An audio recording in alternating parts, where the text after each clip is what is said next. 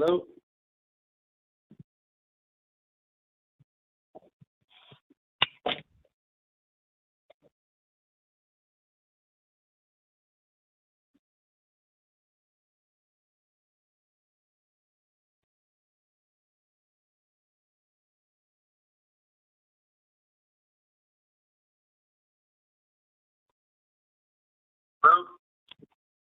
Hello?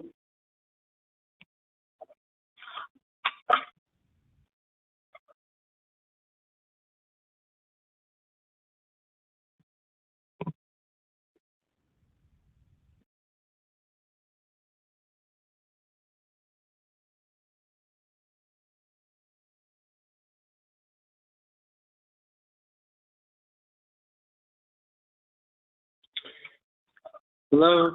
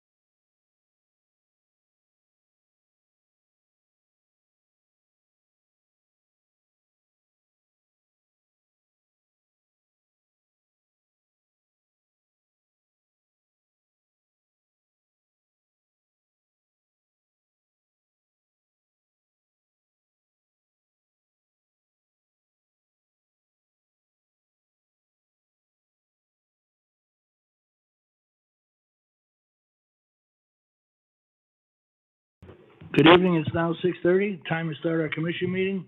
Welcome, all that are present, and welcome to all of you who are listening at home. Okay, call the regular meeting to order. City Clerk, call a roll, please. Commissioner Castillo, I'm here. Vice Mayor Good, Here. Commissioner Schwartz, Vice Mayor, Commissioner Seipel, I'm here. Mayor Ordus, Here. City Manager Dodge, Here. City Attorney Gorin. Here. We have a quorum. Thank you. Before we start our meeting, I just want to make sure we give another shout out to our great staff of the Art and Culture and put on Bullville. All of our staff did a great job. That's all we heard is good things from it. So another great success. Thank you for all the effort that you put into our great city. And I want to mention about our art festival. Our great art festival is Saturday and Sunday from 10 a.m. to 6 p.m. here at City Center. So we're looking to have a great new art fest, a lot of great artists, so we want you all here. All right, I've got any items to be pulled from the agenda, City? Mr. Mayor, if you wouldn't mind doing the pledge, perhaps? Oh, that would be nice. Thank you. Follow me in the pledge, please. Sorry. I pledge allegiance to the flag of the United States of America and to the republic for which it stands, one nation, under God, indivisible, with liberty and justice for all. Thank you. Thank you, City Attorney. All right. Mayor? Yes, sir. Thank you very much. I have some good news and some not so good news today, and I wanted to share that with you. The good news is that Mike White, a young man who grew up in Pembroke Pines, he's the pride of West Pines Optimists, had his first start as quarterback for the New York Jets and had an outstanding game beating the Bengals. And this was his first start in New York, and it was a very impressive game. I didn't get to see the game, but I saw the video, and he threw for over 400 yards, and that's a good start for any quarterback. It just makes us very, very proud. We see Olympic gold medalists, and we see Major League Baseball players and tennis players and football players. We have an outstanding parks department that inspires and brings out the very, very best in the talent of our very talented young people. And so I wanted to send out kudos to Mike White for making Pembroke Pines very, very proud. And sadly, we lost a good friend in Century Village, Trudy Rosner Levin. And she's the wife of Merv Levin, who's the president of the Pembroke Pines Jewish Center. And Beam Fur and Robin Bartleman and I attended her celebration of life after her burial on Sunday, and sent the commission's condolences to all present, including Merv.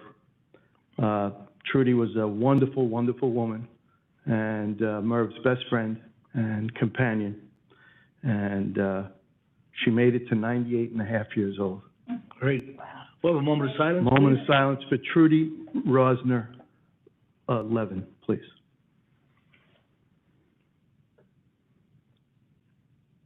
Thank you. God bless you. May you rest in peace. Also on White, my neighbor, her daughter married him. She watched the dog while he played. Huh? How ironic is that? And I watched the whole game. All right. Any announcements or items we pull from the agenda? No items, Mayor. How about items at the request of the public? No items at the request of the How public. about announcement of board and committee meeting? No announcements. All right. On the consent agenda, 1 through 12, what is your pleasure? Mayor, if I may, Yes. is there a presentation item? No. Not yet. Okay. Okay. I got it in. No polls. Anybody? Item 1 to 12? Vice Mayor, you don't have a poll, do you? Sure. Okay. No fault there. All right, Commissioner, thank you. I'd like to pull item 8.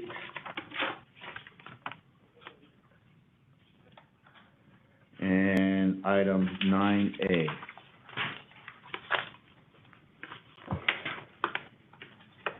Okay. Any others? All right, I need your pleasure for items 1, 2, 3, 4, 5, 6, 7, 9B, C, D, 10, 11, and 12. What's your pleasure? I'll move those. Moved by Commissioner Castillo, second by the Commissioner Seipel. Call a roll, please. Commissioner Castillo? Yes. Commissioner Seifel? Yes. Vice Mayor Good? Yes. Commissioner Schwartz? Yes. Mayor Ordus? Yes. Motion passes. Thank you. All right, item 8, Commissioner Good. Thank you, Mr. Mayor. Item 8, motion to approve the purchase of one Freightliner Vector storm drain cleaning truck from Environmental Products Group in the amount not to exceed $419,296.81, utilizing pricing established by the Sourcewell contract number 122017-FSC pursuant to section 35.18C6 of the city's codes of ordinance. Second. All right, second by Commissioner Castillo. Go ahead, Vice Mayor. Thank you, Mr. Mayor. I just wanted to ask City Manager, is this unit, it references it's to be used for storm drain, but in the financial impact detail, it talks about sewer cleaning. So I just want to confirm that this is going to be for storm drain only. Is that correct? It's in the 100 fund, so I assume it is. Can someone from Public Services say why it was indicated sewer cleaning vacuum?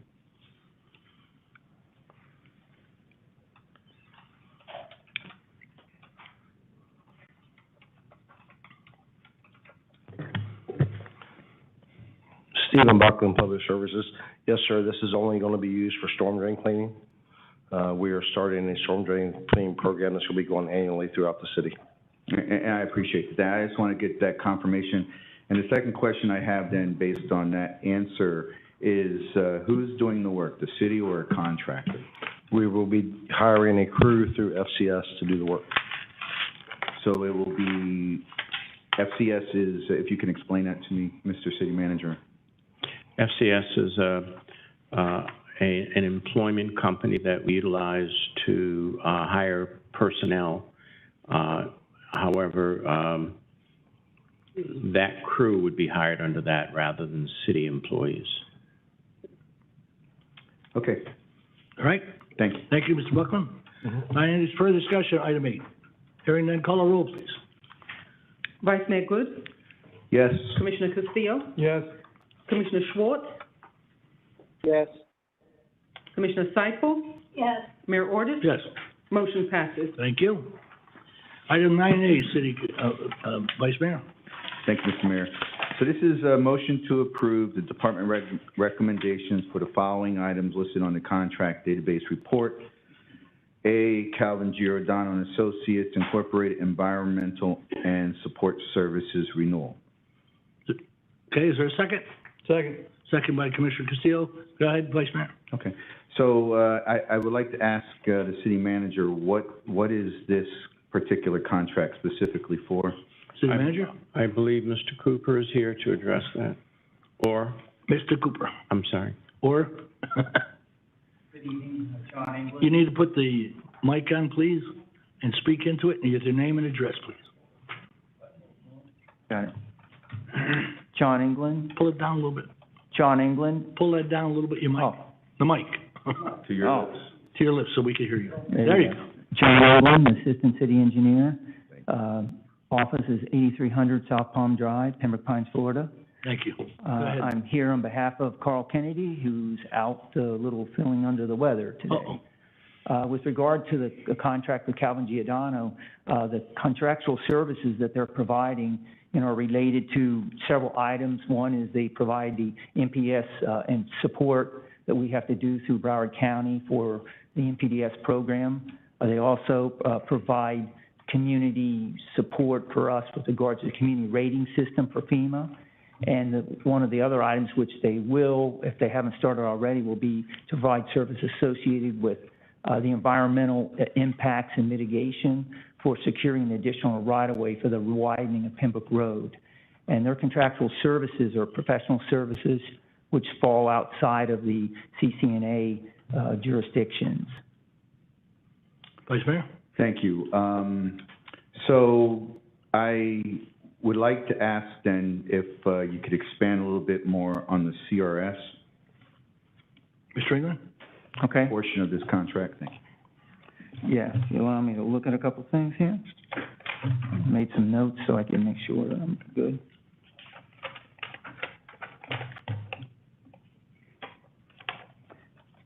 Well, basically for the community rating system, they provide, support related to the evaluation of the FEMA maps, flood elevation certificates.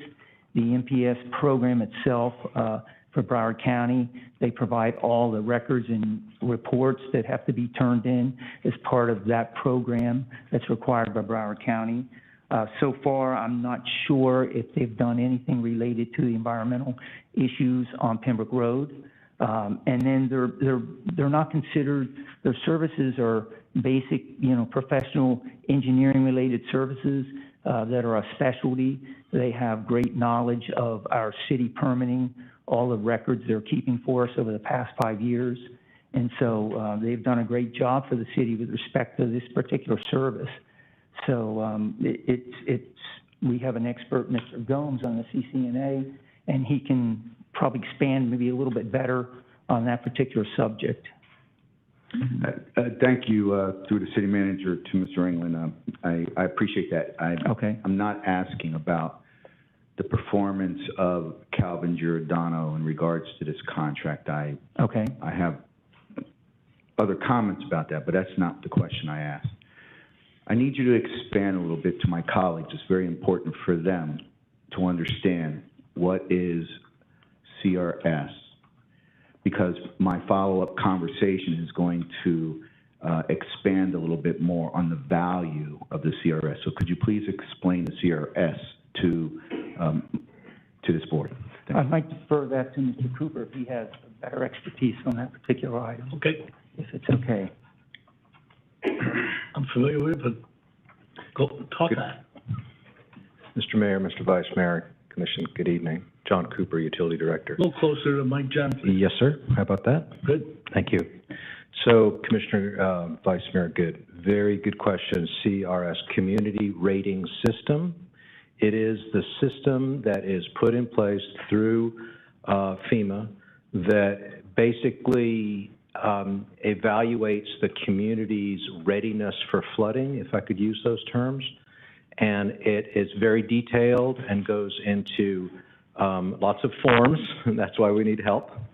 And the forms are submitted, and the system essentially leads to lower rates, lower flood insurance rates. Should you be successful in the data that you provide, you will eventually, your citizenry will eventually benefit from lower flood insurance rates because of that work. Vice Mayor. Very good, thank you. And then, Mr. Cooper, could you explain a little bit about the classifications within the CRS? Well, unfortunately, I'm not a CFM on the CSF. I'm not a certified floodplain manager. That's what I'm trying to say. So the terminology I might use might not be accurate, but essentially we're looking at residential and commercial. There are a variety of different criteria for these. They are set based on the flood elevation studies that are done, whether or not the building is above these flood elevations. We recall the Tropical Storm Ada and how all those homes, by and large, 99-point-something% did not get flooded. And that's because of the elevations that those homes were built to, and those are in different classifications within the rating system. Okay, so if I may, I'm going to help out a little. Please do. Yes. Thank you. Thank you. You did a good job of explaining the CRS, and it's important for some of the details to be available to my colleagues, because this is a seemingly minor kind of contract type of thing, but it really has a massive impact on the issues that we have been dealing with when we talk about flood management, and particularly the flooding that has occurred out west, and of course they occur throughout other parts of the city. So the CRS, as Mr. Cooper has accurately defined, is sort of like a rating of the readiness of the city in regards to stormwater management. Yes. The classifications are basically, they go from 0 to 9. And if you're at a 9, a classification of a 9, and this is by FEMA classifies you, you basically are not participating in the program, and you get absolutely no benefit, no break, no discount for your flood insurance, because there are many of us, and if the city engineer was here today, he would tell you that many homes have been put back into the floodplain. Yes. Many homes have now have a need to get flood insurance, and this is our residents. They have to get flood insurance now that they didn't have to before. Now they do because the floodplains have changed, or the flood maps, I'll call them. Yes, that's true. Right. So why is this important? If you have, for every classification less than 9, you essentially get a 5% discount. So if you're a classification 8, you get a 5% discount on your flood insurance. So you pay 5% less, and I think the average flood insurance is anywhere from $500 to $800 if you have to get flood insurance. That's reasonable. So we are currently, and thank you, Mr. City Manager, for providing this information to me today. We are currently a Class 7. Class 7 means that we get, homeowners get a 10% discount on their flood insurance. However, I bring this up because I think more work should be done in this area of getting our classification down below a 7. For every one level down, you get another 5%. You can get up to 45% discount on flood insurance. And all it is a matter of doing some of the right things and making that information available to FEMA. And they see it and they say, oh, well, you're doing this and you're doing that and you're ready and you're letting your residents know and all these great things, and we're going to give you a better classification. So this contract is basically, to me, a maintenance contract. It's not something to make this CRS classification any better than what it is today. And I am bringing it up because I would like for my colleagues to consider the giving direction to the city manager to put a little bit more effort into getting a lower CRS rating, not through this contract, absolutely not through this contract. I don't believe this is a special, unique service. There are several companies out there that specialize in CRS ratings or classifications, and they can get them down. I've seen them get them down to number 2. And I think that we should put a little bit more emphasis in that, because if you think about this for just a moment, if the average cost for insurance, flood insurance, is $500, every 10,000 homes, that's $5 million. Every 5% discount on that amount is $250,000. Now, we have about how many homes, Mr. City Manager, in regards to in the city, residential homes? Around 38,000. About 38. And we'll just round it off and say maybe 25,000 of them need flood insurance, probably more. But if you start doing the math and you talk about the amount of money that you spend in this effort to reduce the CRS classification, you're talking about millions of dollars in savings to our residents. And I think that we should be putting some focus and effort on this. And I would like to ask my colleagues to support a direction to the city manager to find a company to help us reduce our CRS classification to a lower level than 7. Mayor? Hold on, the question I would have is, why can't we get Calvin Giordano to try to get us to the 2%? I mean, is there a reason why we're not doing that?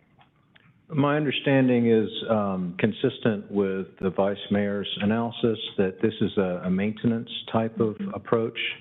You have lots of forms to fill out and so forth to keep the system going. Good. But to study the system and look for ways to make it better, it wouldn't be in their scope Commissioner Cyple? Thank you, Mayor. Yeah, that was my understanding, was that, that this wouldn't, it's two different initiatives that we're looking at, a maintenance and now a look at and how can and report back kind of a thing. And I think that's what Vice Mayor is asking for us to support, to give direction to city manager that a company, and if it would not be CGA to do, we're talking about CGA for this item that's here, but in addition to that, you're asking for a separate item. So I would assume then, Vice Mayor, we would take care of item A here, and then you would make a motion, to go Well, for the second thing, for the second issue? If I may, I don't know if, unless you all believe a motion is necessary, I thought maybe just a consensus to that's fine. give direction to the city manager to move forward in bringing on board a company that specializes in the CRS classifications and reduction. So I'm okay with it. I just needed an opportunity to share with you all. Good point. Do we have consensus? Mayor? We do, I have a question. Mayor, can I Go ahead, finish? Commissioner Cyple, finish. Let me finish my last question. And I agree, consensus is a good thing unless there is something very specific or a couple of specific items that you want, and in which case I would say make a motion and list those specifics. But if it's just more general, then consensus works. So I didn't know how deep you were getting into it. Commissioner Castillo for a question. Yes, thank you.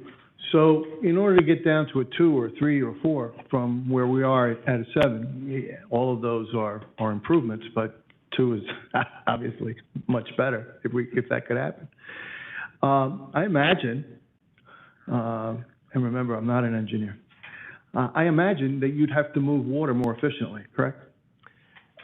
Sir, I believe it's going to be more limited to the physicalities of the elevation of the buildings. Like, I don't know what exactly Mr. Good was referring to, but there will be limitations. You can't raise all the buildings. So let me ask Vice Mayor, if you could, just very briefly, so I understand a little bit. What are some of the examples of things that cities are doing to go from a 7 to a 2? So, thank you, Commissioner Castillo, for bringing that up. This does not deal with physical changes as the way that you're perceiving, like doing capital improvements and movement of water. It has everything to do with notifying the public about what is the city's stormwater management program, putting the building department in a more important role in identifying what are the elevation certifications for some of these buildings. It's what we do to to address some of the, and it's not even actually doing the maintenance, but what are we doing to report the maintenance of what we're doing? It is nothing to do with it does not impact capital. Okay. It has everything to do with administratively, what are you doing to make everybody know that you got blood issues and what you're doing to try to fix them. So why can't that be built into this contract? And if I may respond to you, I don't think that... I'm happy to hear your response. I was asking him, but go ahead. Well, as you can see, that the engineer is not here to be able to answer your questions in a little bit better manner. But I can tell you that from my experience, and I'm going to speak from my experience, is that there are companies that specialize in this, and Calvin Giordano is one of those companies that specialize in this. Okay. All right, everybody understand the issue? City manager? You Yes, understand? I do, Mayor. Okay, I think we can do it by consensus. Okay. Well, Mr. Mayor, I'd like to, I would like to make a motion, but because we have a motion on the I thought you floor. wanted it by consensus. Well, I think I would prefer to have a little bit more Whatever you direction want, to it. sure, you got the floor. Okay. We have to vote. We have a motion on Mayor. the floor, so what's the appropriate thing for me to If I do? may respond, Mr. Mayor, to the Vice Mayor, there's a motion under item number 9A to approve the item. Has that now been discussion? That's on the floor for All right, consideration. city clerk, call the roll, please. On the main motion. Main motion. Vice Mayor Good, Yes. Commissioner Castillo, Yes. Commissioner Schwartz, Yes. Commissioner Seifel, Yes. Mayor Ordus, Yes. motion passes. Vice Mayor recognized for. Yes, thank you, Mr. Mayor. So what I'd like to do is I'd like to make a motion that the city manager moves forward with an RFP to acquire a company that will reduce our CRS classification lower than what it currently is today. So moved. Second. Seconded by Commissioner Seifel. Discussion on the motion. Yes, Commissioner before we Seifel. go to an RFP, I would like to see something from staff as to the viability of this, what the cost might be, what the payback might be, what the, I don't want to go straight to an RFP quite yet. I'd like to learn about this a little bit more.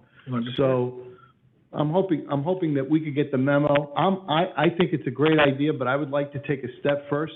I don't know enough about this subject to authorize an RFP yet. So I don't know if that changes your motion. I want to cooperate with, I think it's a great idea, but I want to learn about it more before we authorize an RFP. Well, and if I may, Mr. Mayor, I would like to just say that I think going through the RFP process would provide that education component that you're looking for. Okay. All right, everybody understand that? Questions? Mr. Mayor, if I may, for the record, Go ahead, the City motion by the Vice Mayor is in order because the item just preceding it, which you just approved under item 9A, is an adjunct to this main motion and would be consistent with it and therefore could be taken action up tonight. Mayor? Okay, I'm going to vote in favor of this, but I'm going to ask the city manager if he could memo us, please, with his thoughts on this. I'd like to see that memo before the RFP all right, comes to the dais. Thanks. good information, thanks, good information. All right, City Clerk, call the roll, please. Vice Mayor Good, Yes? Commissioner Seifel, Yes. Commissioner Schwartz, Commissioner Castillo, Yes. Mayor Ordus, Yes, motion passes. thank you. All right, very good. Now we're gonna go to Addendum 3, City Attorney. Mayor, if you will, Addendum 3, if I'm not mistaken, it was part of the consent agenda, unless I'm missing something, but it was on the revised agenda. Okay. It is in my hard copy. I agree with you. Part of so consent. We're good. Yes, ma'am. Yes, sir. Okay. We'll go to Ordinances and Resolutions. Thank you, Mayor and 13. Commission. Number 13 for the record is an item. It's proposed ordinance number 2021-23 is an ordinance of the City Commission of the City of Pembroke Pines, Florida, amending ordinance number 1948, providing for an amended budget for fiscal year 2020 through 2021 for the City of Pembroke Pines, Florida, providing for conflict, providing for severability, and finally providing for an effective date. On the floor, item number 13, 2021-23. Thank you, Mayor. Thank you. So moved. So Moved by Commissioner Seifel, is there a second? Second. Second by Commissioner Castillo. Discussion. Call a roll, please. Mr. Mayor, public hearing. Oh, public hearing. Public, any questions on item 13? Hearing none, we'll close the public hearing. City Attorney? Thank you, Mayor. Clerk needs to take the roll. You don't do the roll. City I Clerk? don't. I'd be happy to try, but it's not on my list tonight. You probably could. She does good. She does Probably good. could. Commissioner Seifel, Yes. Commissioner Castillo, Yeah. Vice Mayor Good, Yes? Commissioner Schwartz, Mayor Ordus. Yes. Motion passes. Thank you, Mayor and Thank you. Commission. That permit number is 1977, 1977. Is Ms. Alvarez in the audience? By any chance? Aha. I'd like No, it's to not working. postpone a little bit of our procedure now and present, would you come down, please? Stops every so I want to present a proclamation, thanks to Vice Mayor again for bringing this out, proclaiming the month of November 2021 as Family Court Awareness Month in the city of Pembroke Pines. We have before us, and I'm sorry I can't, you can go right up to the mic and put it on if you would. Would you help her out there? And I normally come down in person and present it with you, but because of our situation. I understand. Okay, so Ms. Alvarez, the nurse, a hero at Memorial Regional, should be here to accept this proclamation on behalf of our city, and it reads as follows. Family Court Awareness Month. Whereas in 2021, Grayson Kessler, a 4-year-old who was shot and killed by his biological father during an approved court visit, despite his father's history of abusive behavior and his mother's, Allie Kessler's, plea to the court to protect him. And whereas to help honor Grayson Kessler and the estimated 58,000 children annually that are at risk due to being ordered into unsupervised visitation with an abusive parent by state courts. A national coalition of organizations have designated November as National Family Court Awareness Month. And whereas the mission of the Family Court Awareness Month Committee and One Mom's Battle, OMB, is fueled by the desire for awareness and change in the family court system while honoring the lives of 800-plus children who have been reported as being murdered in the United States by separating or divorcing parents where in at least 110 cities, the courts have heard direct pleas to intervene. And whereas Family Court Awareness Month will increase awareness on the importance of education and training on family violence, childhood trauma, and post-separation abuse for all professionals working within a family court system.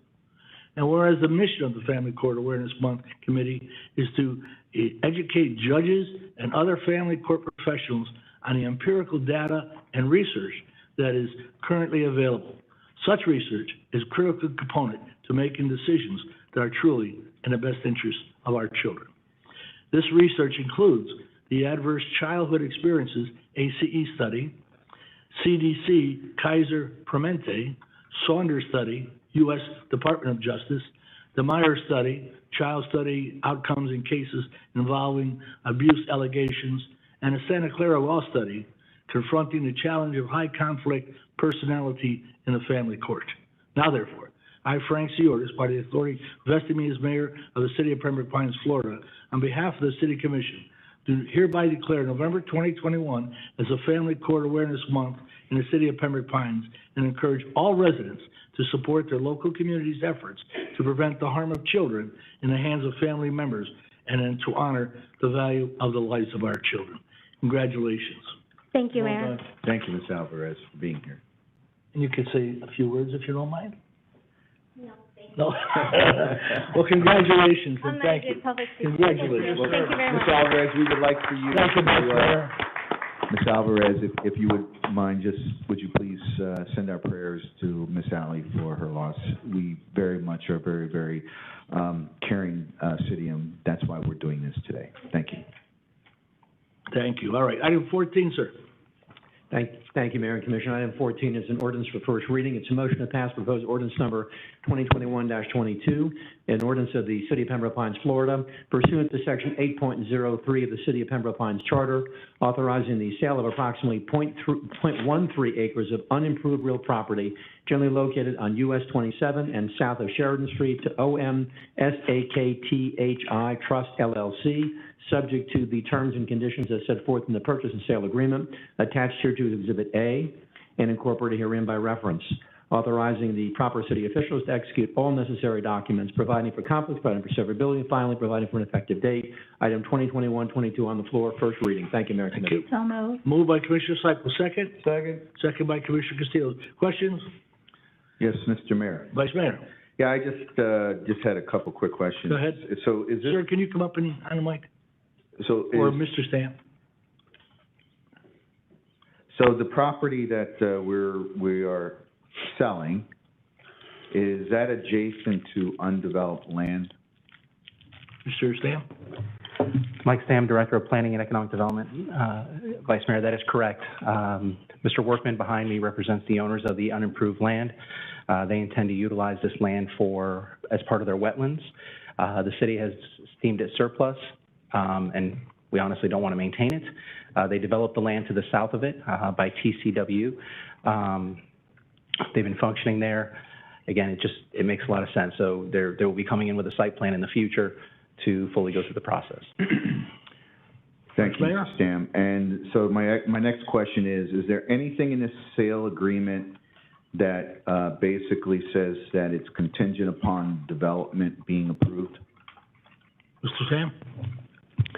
I don't know if there's anything specifically about that. However, Mr. Workman has already submitted the permits and they're going through the engineering process. This sale is part of that engineering process. They factored that land into their process, hopefully going through it this way. We anticipate seeing, like I said, in the site plan very shortly. And does that development come before this commission, or does it only go before the P&Z? It depends on the development. When we see the final site plan, we'll be able to make that determination. As you know, our land development code provides certain standards. So a building over 50 feet in height, a building with certain setbacks may come before this commission.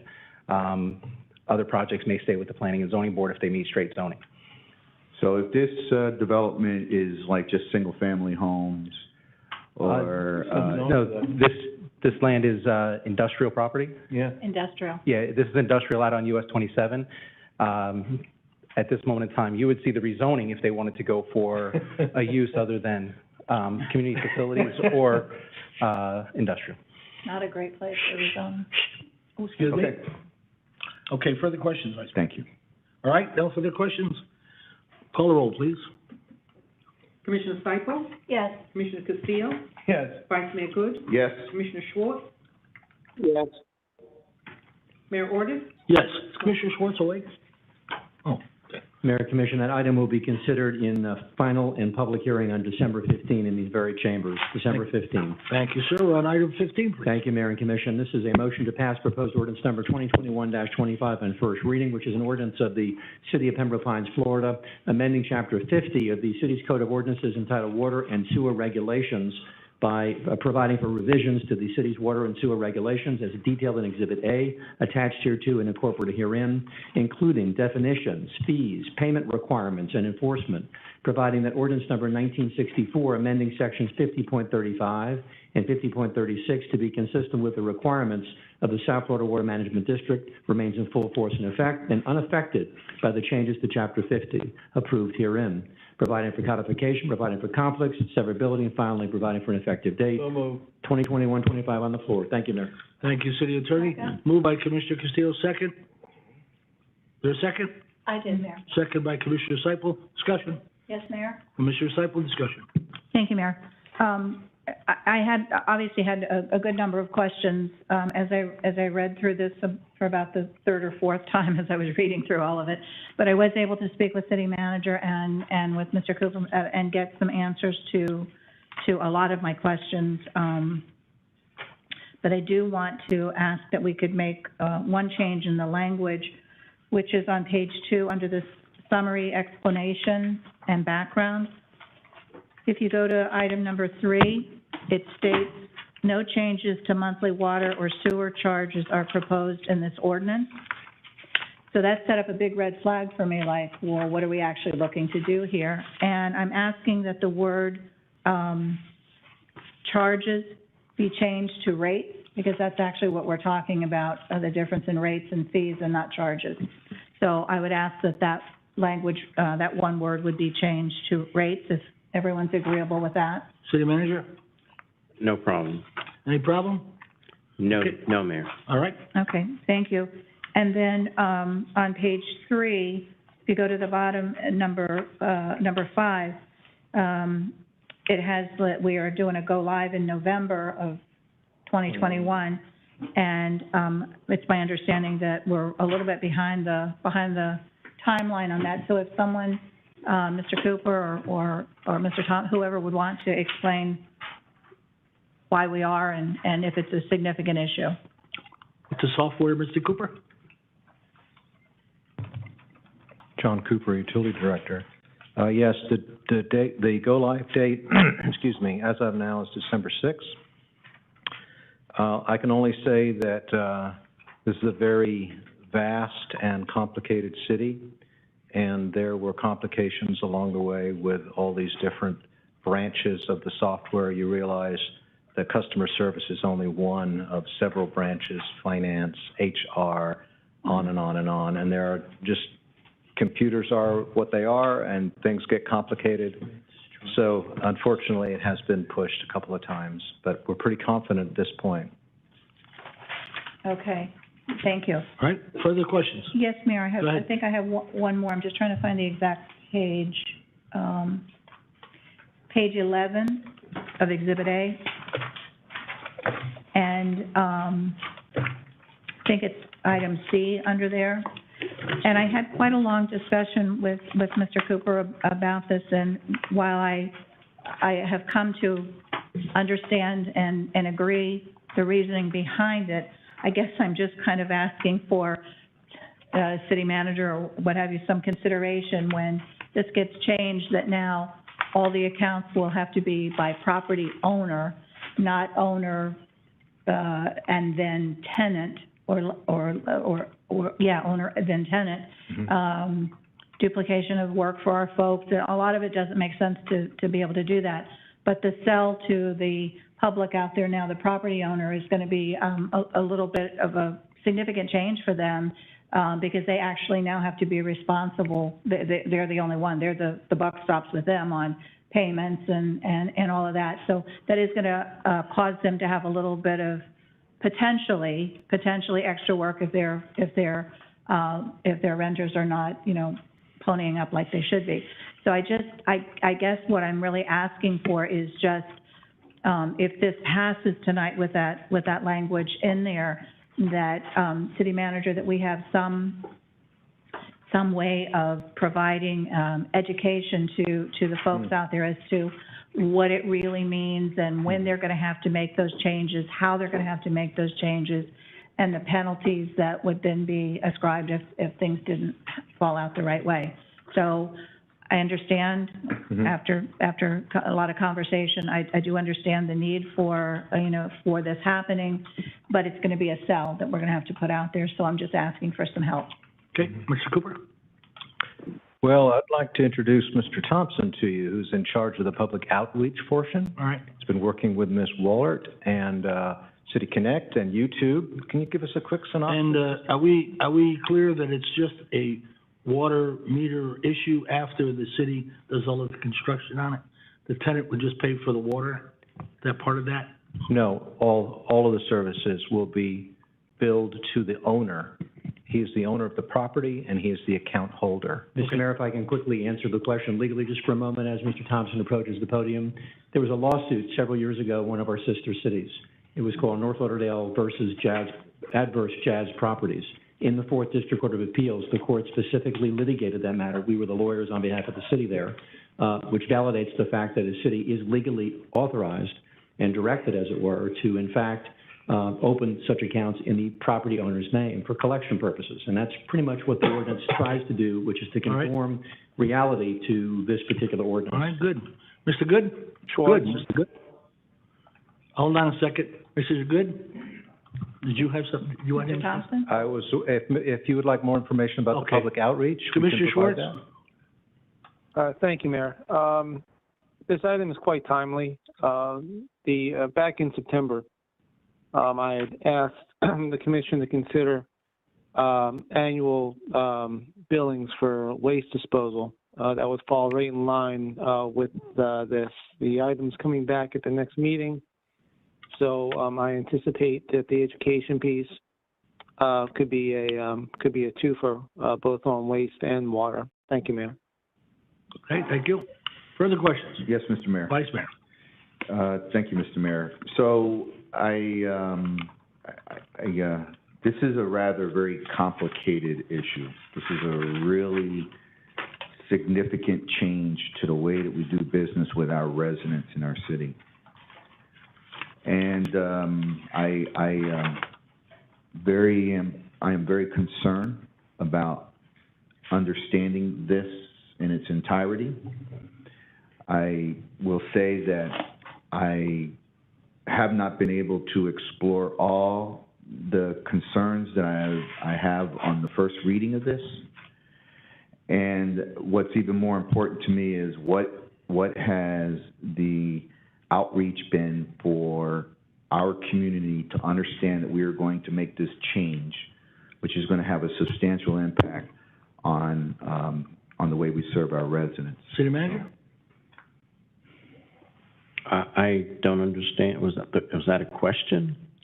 So the question would be better framed is, has the city done any type of outreach to our residents advising them that the ordinance, that we are proposing a change to the ordinance? I don't believe we've done any at this time, but Mr. Thompson.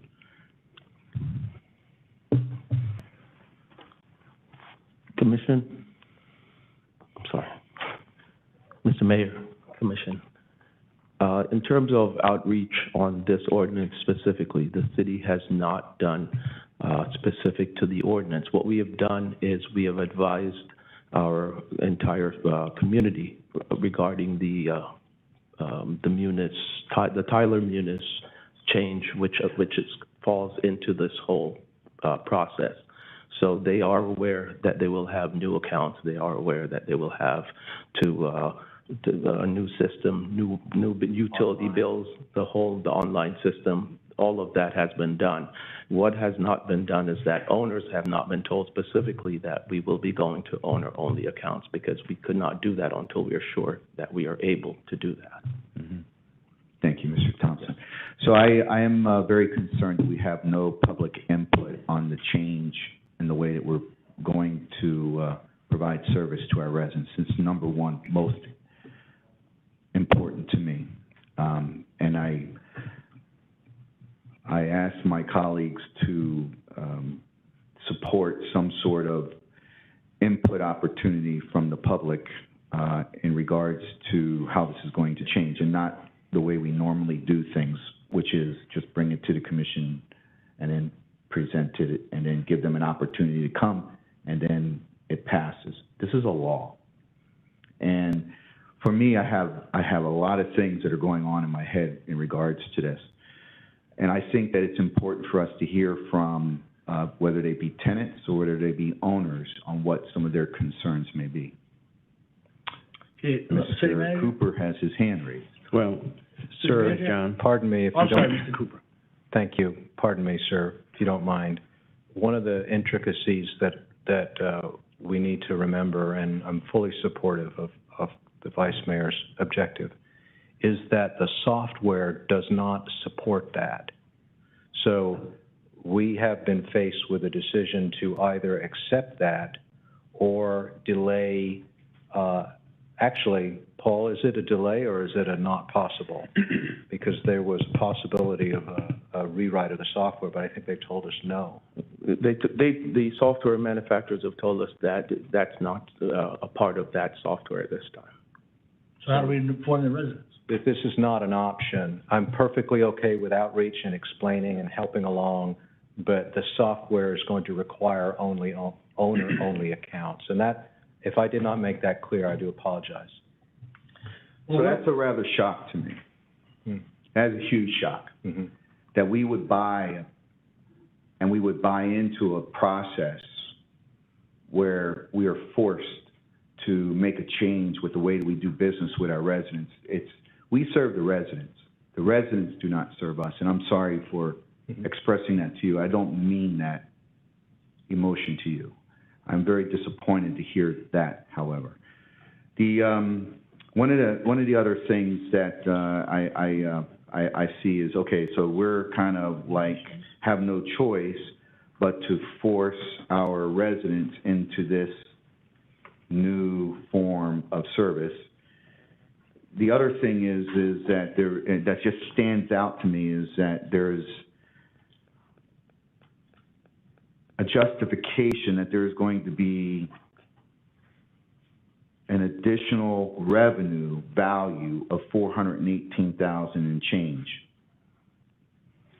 So I'd like to ask a question. What does that really mean? $418,000. Mr. Cooper? Mr. Mayor? I'm sorry, City Manager. If I may, before we get into it, I'd like Mr. Cooper to talk about that this was not just a software issue. In utilities, we've had a number of problems with both the owner of the property and the tenant having to come in and file applications, and it became very complicated, and we had complaints not only from the tenants but also from the owners. So it's more than just a software issue. And if someone from utilities, John, whoever you want to assign to do that, that's dealing with the application process, how this came to be, then I'd like you to address the question of the $418,000, okay? Somebody from utilities? Well, John's right here. Two parts, please, if I may, 2 parts. First, the question is, where's this $400,000 coming from? And secondly, what are the issues that the utilities division has with the duplicitous accounts? Two separate questions, if I may. So first of all, in the backup is a copy, and I'm sorry it's so complicated, but these are all the fees that people could pay. These are not rates. These are not water and sewer rates. These are fees. And one of the things that's well known, for instance, is a turn on or turn off. People call and they're out of town, they turn it off, blah, blah, blah. So that turn on, turn off fee is 5 years old. Per Commissioner Seipel's inquiry, didn't have a chance to get it to you, but I do have it in my hand. The rates go back to 1982. I'm sorry, the fees go back to 1982.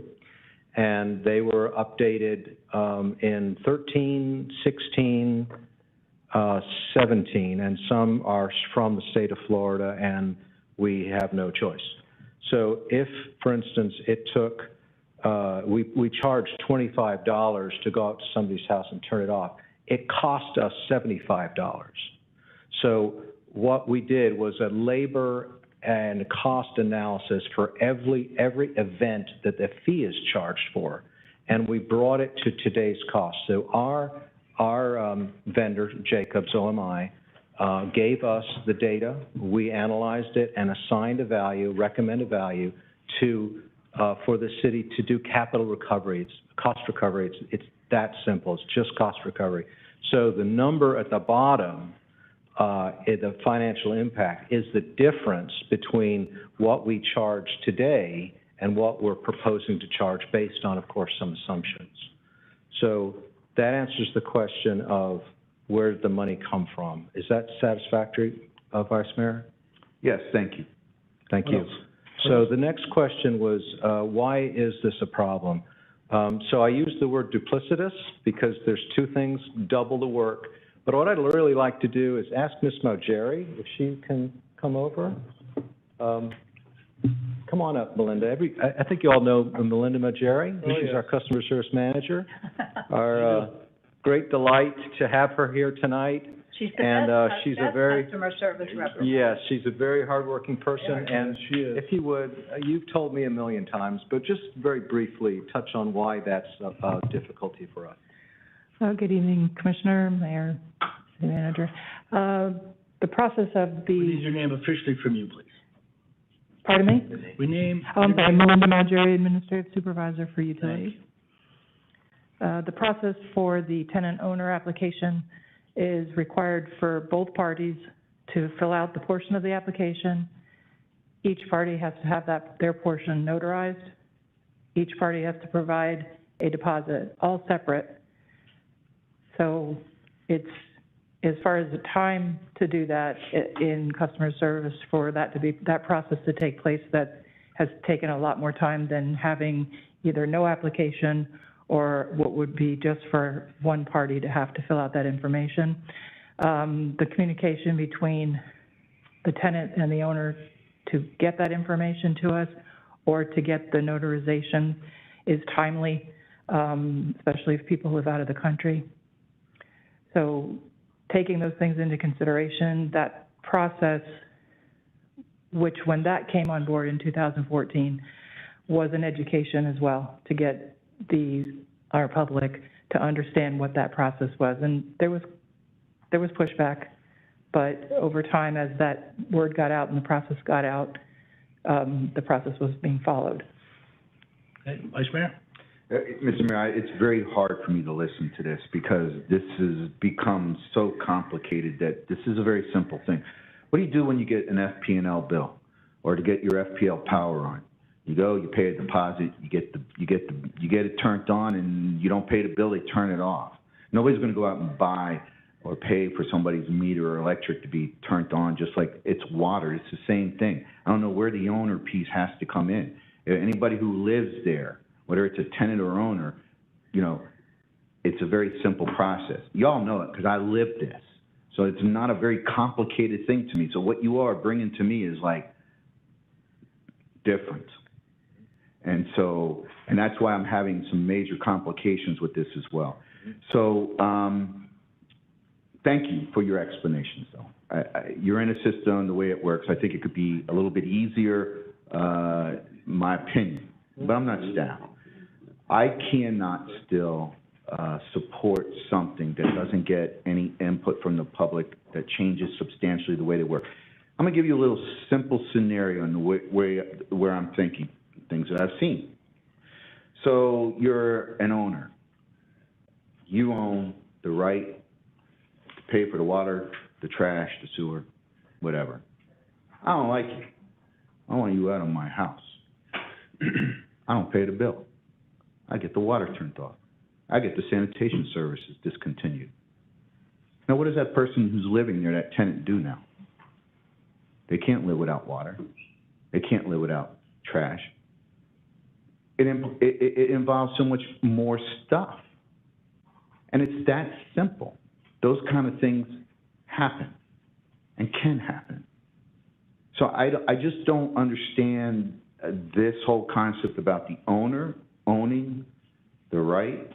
I mean, I can understand it. Let me put it that way. I just don't have enough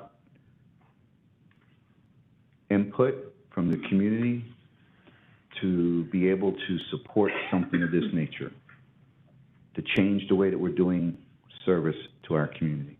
I cannot support this at all at this time, unless we have some sort of proactive public outreach asking for input on this ordinance. And if that happens, wonderful. Mayor? Commissioner Cyple, Commissioner Castillo. I agree that the public should be consulted and they should be talked to about it. And if they have ideas, these can be incorporated. But I just don't see what the complication is in terms of moving forward with this tonight. I think all those things can be done at the same time. We have a commitment, and I spoke to Mr. Cooper extensively over the phone about this, and we spoke about outreach, and we spoke about that there would be a need to explain to people what was going on, and if in fact there's a particular issue, I think it can be dealt with. But by and large, I think that this is going to be seen as a giant step forward for the city. I am constantly hearing about how they want to pay bills with greater ease, the way we pay most of our bills, which is online now. And there'll still be the opportunity, correct? If somebody insists on paying by check, they can still walk into City Hall and drop it in a box.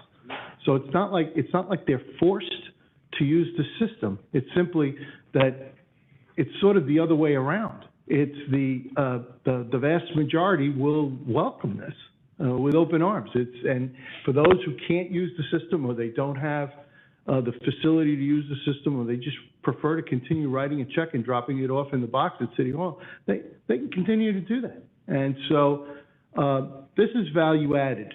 I like the idea that we're going to have this YouTube discussion and presentation to show people how to do things. That's how America gets things done. I just changed my wiper blades the other day. It was crazy. I couldn't figure it out. I put on YouTube. It was done in 5 minutes. And it's the way we figure things out now. We go to YouTube. So here's a perfect way to introduce people to a system. And I think that in terms of whether we go down this road, the majority of people in Pembroke Pines have told us over and over again over the years, why can't you guys modernize this system? You guys are way behind the times. So I don't see the problem, frankly, in moving forward with this. I just don't. I think it's going to be wildly successful. I also agree, though, that there should be public input and public education with it.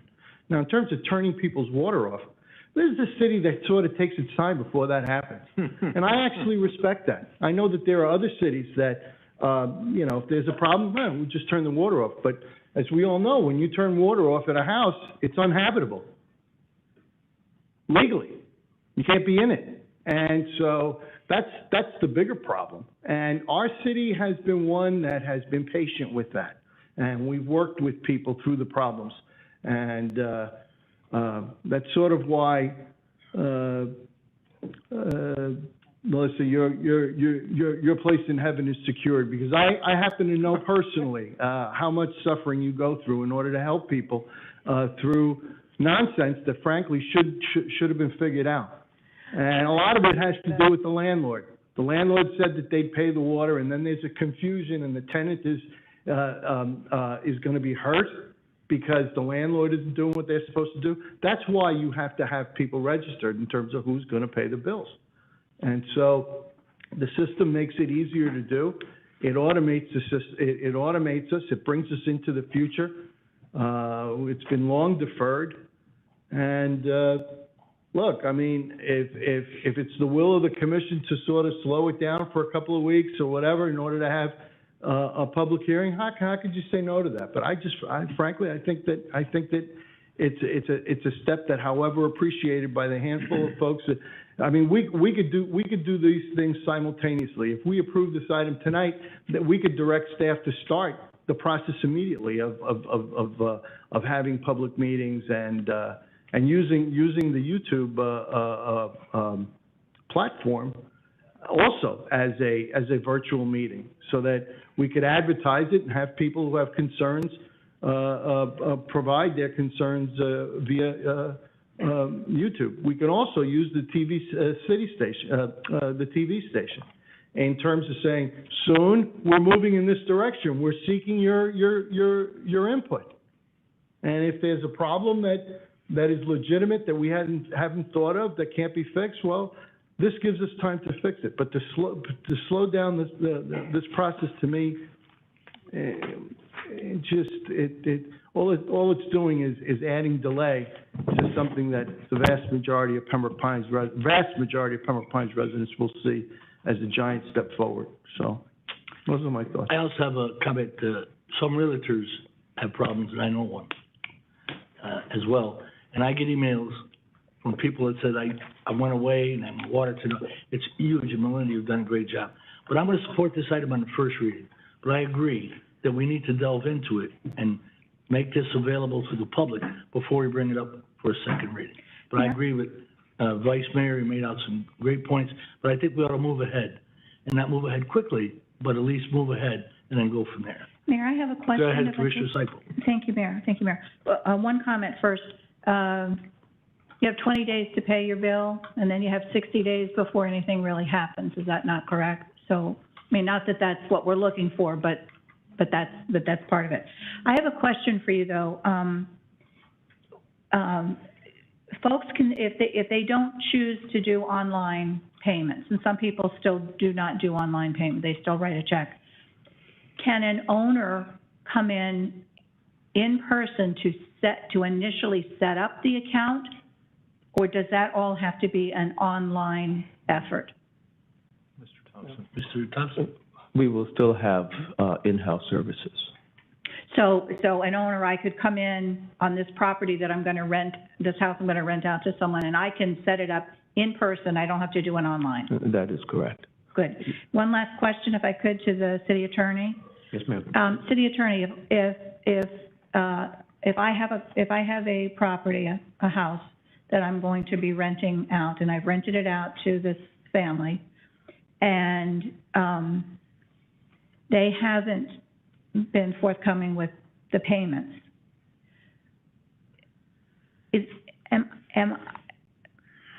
I know there was an issue a number of years ago about children under 5 and water in a house and all that. Can you explain to me the law on turning off water, the legal part of being able to turn off water, and are there any exceptions made for children in homes? A couple of observations I can, Mr. Mayor, to the Commissioner. You point to an important topic. This ordinance is a comprehensive document that wasn't created or revised or considered without a lot of thought. And I know it's a very detailed document. The Vice Mayor is very accurate. It's a very intricate document, but it does conform the city's behavior and its current activities to the document. I think that's probably fair to say, which is that it helps to conform reality to the document itself. It does follow the law in the context of allowing local government to specifically require the owner to be responsible for the obligations of paying utility bills. You know, we bond certain obligations in the city, and we guarantee that there's no free ride, so to speak, in a water bill. There are some exceptions under Florida law that relate to homes and residences that might have exceptions that might require attention. This ordinance does not turn a blind eye towards those obligations. I don't think that staff will tell you that they do. In the context of the grace period that was described earlier by others on the dais this evening. I think the staff understands that, and the ordinance, I think, provides that thought process to occur from time to time. So the city would not, in my opinion, legally take action that would violate state law in any way, shape, or form in the context of affecting people who have a need for water and a need to get a bill paid. I think there's a juxtaposition of the two that's I think, appropriately detailed in this ordinance as drafted. And Well, further I'm not- discussion on item 15? No, I'm sorry, Mayor. I'm not saying that the city would take any, Adverse any action Yes. illegally, but my question to you was, is there a law out there protecting renters on utilities being turned off? There is a statute in place that would, I believe, would provide protection under those circumstances. Could that be provided to us? Because I think that's pretty important and happy to. certainly should be part of our, Yes. community, information when we're talking about that. I'm sorry that wasn't already included No, in here, because I think that's a big point. And the proposal is not intended to be punitive or to be a punishment, but No. there are some No, I get it. realities about paying bills that I think staff's trying to promote as well. And I don't want it to seem like that I'm asking these questions because I'm saying, don't pay your bills and don't be Right. responsible for what you're doing. I want to know what happens if you do and if you Understood. don't, and what the law says is what should be happening. Thank you. Commissioner Schwartz. Thank you, Mayor. Vice Mayor Good, the bill application change occurred not too many years ago when our revered and may rest in peace colleague Carl Schechter brought the item forward because there were squatters in Pines Village, and it was the thought of the commission at the time that if a squatter can open up an account without the owner's knowledge, we need to find a way of preventing that, and that's the reason why we have the renter and the owner on the bill. Now, several years later, we have a new problem, which is Airbnb. So we have people who are staying in the city; they come and go, and currently the owner has no obligation because we can't collect. So I think it's prudent that we do the outreach. I think it's also imperative that we protect the residents as a whole from not being able to collect our revenues. There are certainly, when you decide to rent your property, there's certain obligations and risks that you take. Has Mr. Cooper or the administration looked at a higher deposit, sort of like what FPL does, a historical value of how many gallons per month? Have we explored that in order to ease some of the issues if you have a renter who decides to leave a faucet on and then leave the last 2 weeks of the month and that sort of thing? Because certainly we don't. We need to make sure that the bill gets paid. At the same time, we need to have some type of protections. What are we doing with respect to deposits and that sort of thing? Mr. Cooper, do you have an answer for Mr. Schwartz? Mr. Thompson? The deposit as it stands is $100 for a owner account and $200 for the tenant. The proposal is just to collect the owner portion of $100 going forward, which represents. Mr. Schwartz? Sure. So with that information being on the table, have we looked at how many times we had to go and use a deposit? And was it an owner's deposit or a renter's deposit that we had to use, and what kind of percentage is there? I mean, we can get those answers for second reading, but I think it's going to drive home the point that it doesn't happen often, but when it does, we're still able to cover our marker, and we're not losing. So if a renter is responsible of collecting paying the garbage bill, certainly if they leave town, then it's an uncollectible.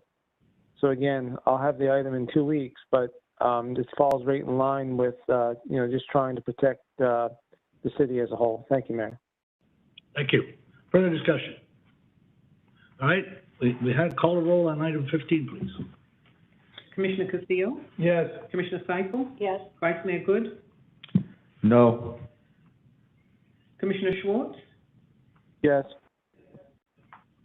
Mayor Ordus? Yes. Motion passes. Thank you, gentlemen. Thank you, Mayor and Commission. The item will be heard on second and final public hearing on November the 17th. That's item number 15. All right, item 16, sir. Thank you, Mayor and Commission. Item 16 for the record is proposed resolution number 2021-R52, which is a resolution of the City Commission of the City of Pembroke Pines, Florida, approving the regional interlocal agreement for cooperative fire, rescue, emergency medical services, and special operations response through automatic aid and colossus unit response between the City of Pembroke Pines, Broward County Sheriff's Association, Broward County, and other municipalities attached to Exhibit A and incorporated herein by reference, authorizing the appropriate city officials to execute this agreement, providing for conflicts, severability, and providing for an effective date. That's item number 16 on the floor. Thank you, Mayor and Commission. So moved. Moved by Commissioner Castillo, second. There a second? I'll second the motion. And when I second the motion, I'll say I'm very pleased and happy that the Chief Piccirillo came to me and explained a lot of my questions and answered them about the closest response, and I certainly appreciate that. All right, on the motion. Further discussion? Call a roll, please. Commissioner Castillo? Yes. Mayor Ordus? Yes. Commissioner Schwartz? Yes. Commissioner Seifel? Yes. Vice Mayor Good? Yes. Motion passes. Thank you. Number for the record is number 3778, resolution. Thank you. We're on Addendum 1, sir. Thank you, Mayor and Commission. Addendum 1 is motion to adopt proposed resolution number 2021-R54, which is a resolution of the City Commission of the City of Pembroke Pines, Florida, opposing Senate Bill 280 entitled Local Ordinances or similar legislation that would effectively preempt and restrict local governments from enforcing adopted ordinances, directing the city clerk to transmit a copy of this resolution to the governor, Senate President, the Speaker of the Florida House, to the chair and members of the Broward County Legislative Delegation, and to the Board of Directors of the Broward League of Cities and the Florida League of Cities, providing for conflicts, severability, and providing for an effective date. Thank you. Moved by Commissioner Seifel. Is there a second? I'll second the motion. Discussion. Yes. Addendum 1. Commissioner Castillo. I had indicated when this item first came up that, it's actually good form to have when a city writes to the Senate or to Tallahassee that we be unanimous in our views. And I would generally be disposed to support these kinds of items. But this is a statute that seeks to punish arbitrary laws at the local level. And arbitrary laws should be punished. It's just that simple. No one should pass an arbitrary law, which is what led me to make my first recommendation for an improvement to this item, which is that it should apply equally to local government as it should to state government. The state should not pass a statute that forbids or that punishes local governments for passing arbitrary laws, even as it itself proceeds in a clown car full of arbitrary laws. And I would think that based on the history of this dais and those before us, that this would be natural for us to agree to.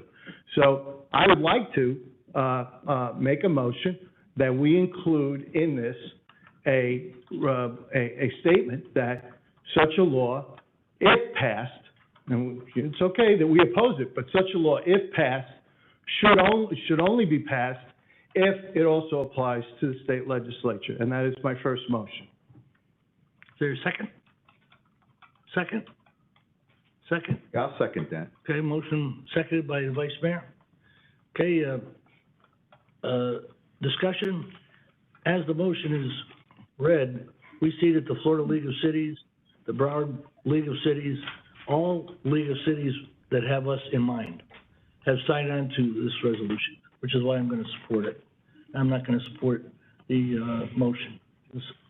So again, I say that the Florida League of Cities and the Broward League of Cities represents us. So further discussion on the Commissioner Schwartz. Thank you, Mayor. This city, back in the mid-2000s, was the first to protect kids from sexual predators. there wasn't a law in the state of Florida. The Jessica Lunsford Act is still weaker than what we have in Pines. And the way I see this is that if our laws are stronger, someone could sue us for it. And I think that's just utter nonsense.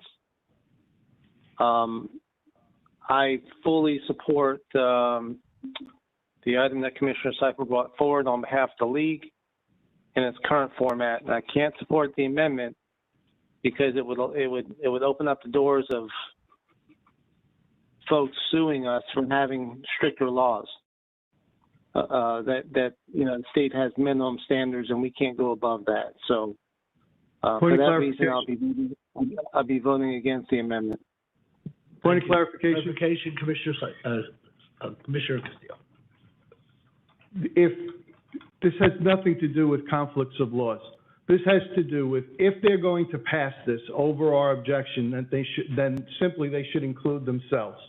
It doesn't take away that we don't think it's a good law. It simply says that if you should pass it, we oppose this. However, if you should pass it, it should include the legislature. It has nothing to do with who gets sued or conflicts in laws or anything like that. The item couldn't be easier to understand. We oppose the statute. However, if you pass it, you should include yourself, the legislature, in the law. That's simply that's what the amendment is. Okay. Further discussion on the amendment? Yes, Mr. Vice Mayor? Yeah, because I understand, where Commissioner Castillo is going. I'm just having some little element of the message that's sent.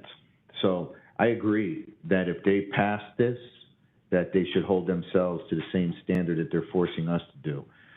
But is it possible to have this as a separate motion and as a separate document as opposed to what it is? And I'll tell you why my concern is that.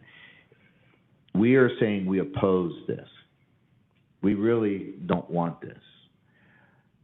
If we add anything else to it, but if you do, it's almost like qualifying that we're accepting the fact that they're going to pass it. And I don't think that I would like to put that kind of myself in that kind of position. Mm-hmm. I'm totally against this, but I'm also with you that if they do pass this, then they should. But I don't think putting them together would I think you dilute. Well, I mean, another way to say it is. Hold on, not done. I was helping. I'll call him. I'll defer. Okay. Another way to say it would be, the only way it should be passed is if it includes the legislature. All right. But I didn't want to take away. But I didn't want to take away I wanted to show as much respect to the direction that the league was shown. See, the problem is that the league's position is defective. And how so, sir? Because it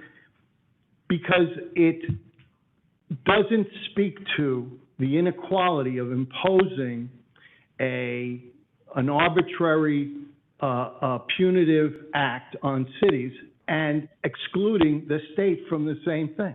We in the league have objected to that sort of treatment for decades, that there should be one set of rules when it comes to that kind of thing, that there should be no unfunded mandates, that if they're going to impose sunshine, it should be imposed on everyone, that if they're going to take certain steps with respect to, if they're not going to respect home rule, then we shouldn't have to respect some of the things that they do. We've taken those positions forever and ever. On this one, they missed the boat. An arbitrary act in government should be discouraged. There's no basis to disagree with that in good government. Mayor, however, when it only applies to one group and to another, that's where you lose me. There should be one standard for all on arbitrary actions. They should be discouraged at every level. Mayor, so if you have a better way to phrase, I'm open to it, but I can't vote for this. Well, okay. Unless it includes, and that's just my first motion. Okay. Mayor, if I may? Commissioner Castillo, you certainly have that right. Let me Okay. just say that I voted for this Mhm. at the Broward League and the Florida League. Right. Okay, Our city attorney was there, okay, and it passed unanimously. okay. So again, I'm gonna not support your amendment. I'm gonna support this good piece of legislation. Okay. And I think Commissioner Schwartz said it first, then I'll go to you, Commissioner Okay, Slayton. thank you. Commissioner Schwartz. Well, thank you, Mayor. You know, when we look at the amendment on its face, at what point does a resident consider any law that we pass to be arbitrary, like feeding the ducks? So with this kind of position, Point of clarification. it seems to me Mayor? that what we're hearing is that it's okay to sue the city of Pembroke Pines if we pass something arbitrary, and you're all in favor of supporting the notion that we could be sued if someone in their mind, because you can sue anybody, that we pass something arbitrary, and then think about the amount of costs. You know, it's arbitrary, you know, to support a water agreement. I mean, certainly we've been down this road. So, I mean, I think again, I don't see anything to back up that there's a similar bill or a sponsor in the House. I don't see that here. I've been Point of clarification. Hold on. looking for. Go ahead. Hold on, Commissioner Schwartz. Just for the record, Mayor and Commission, as of today, the 3rd of November, there is a House bill filed, House Bill 403. Okay, Commissioner Schwartz. By, Thank you. So even more important, let's include that House bill number in opposition. Mm-hmm. It just got filed literally today. It's just automatically, right? It would, Yeah, but I mean, let's the companion. just get it on and send it to both chambers. Commissioner Castillo, on a point of clarification. about the ducks. At the last meeting, I read what the definition of arbitrary is. Arbitrary is based on random choice or personal whim rather than any reason or system. It is a misuse of power by a ruling body, unrestrained, autocratic in the use of its authority. So when we passed the duck ordinance, that was a health, safety, and welfare thing that was sanctioned by the, I believe, Commissioner McCluskey had someone here from the Audubon Society and someone from the Florida Fish and Wildlife Commission. That was hardly an arbitrary act. An arbitrary act is a misuse of authority based on random choice or personal whim. It's a capricious act. A law that has no particular purpose or any legitimate stated reason. Such laws should be punished. Such laws should be, and often are, overruled. What's your point of clarification, sir? So if that's the example that my colleague has for what's arbitrary, he's not following what the discussion is. All right. Mayor, Hold on, Commissioner Seifel, then we're going to go on with the amendment. Go ahead. you're recognizing me? Yeah. Oh, okay, thank you. I don't want us to go awry of what the item is that is before us. It is very clear as to what it is, what it should do. If we have issues, and not that I don't disagree with you on some arbitrary, I think then that we should perhaps think of these arbitrary laws or issues that are out there and perhaps combine some of those and start an effort on working on those as issues that adversely affect our city and work that way. I think that would be the thing to do, well, that's what you're asking for, is to not have arbitrary laws that affect us. No, that's not what I meant. It doesn't have to do with the item that is before us today, which you either support it or you don't support it. We have an amendment in front of us that we'll vote on that, and then we'll see what happens with that and go forward. But this is an item that should be discussed just as itself, and if there are other issues that need to be, and I agree with you, we've often talked about how we think it's unfair that sunshine doesn't apply, doesn't, they can, we can't, we can't. There are a number of things that maybe we should start talking about that we don't like, but that I want doesn't to stay on the necessarily mean amendment. it's this one. That's what we're on. On the, that one, We're on the talking about the amendment. amendment. Yes, ma'am. We're going to vote it up or down, then we'll move on. Mr. Mayor. Vice Mayor, go ahead. I'll We're gonna vote make on one the last statement here, just so I can finish out. Go ahead. So, we speak about the item, what's being done by, the state, what bill's being proposed. What we're doing is we're objecting to it. I don't think we're objecting to the concept of arbitrary. I think your concept of arbitrary is fine. I think it's to the extent of which they're asking us to prove it's arbitrary. I think it gets beyond good governance. And so I think what we're saying is that we are not in agreement with the way they want to prove that anything that we're doing is actually good for our residents. I again state that I agree with you that anything, not just this item, but anything that legislation passes on, as you say, is an attack to home rule, to change the authority of things, then it should be pushed upon them. And I still would support you in a separate item where it talks about any laws that they pass would be applicable to them. I fully support that as a separate motion, but not to this, because I think the purity of what we're saying is, no, we don't like this. Please, All right. don't do this. All right, on the amendment, City Clerk, call the roll, please. Commissioner Castillo? Yes. Vice Mayor Good? No. Commissioner Seifel? No.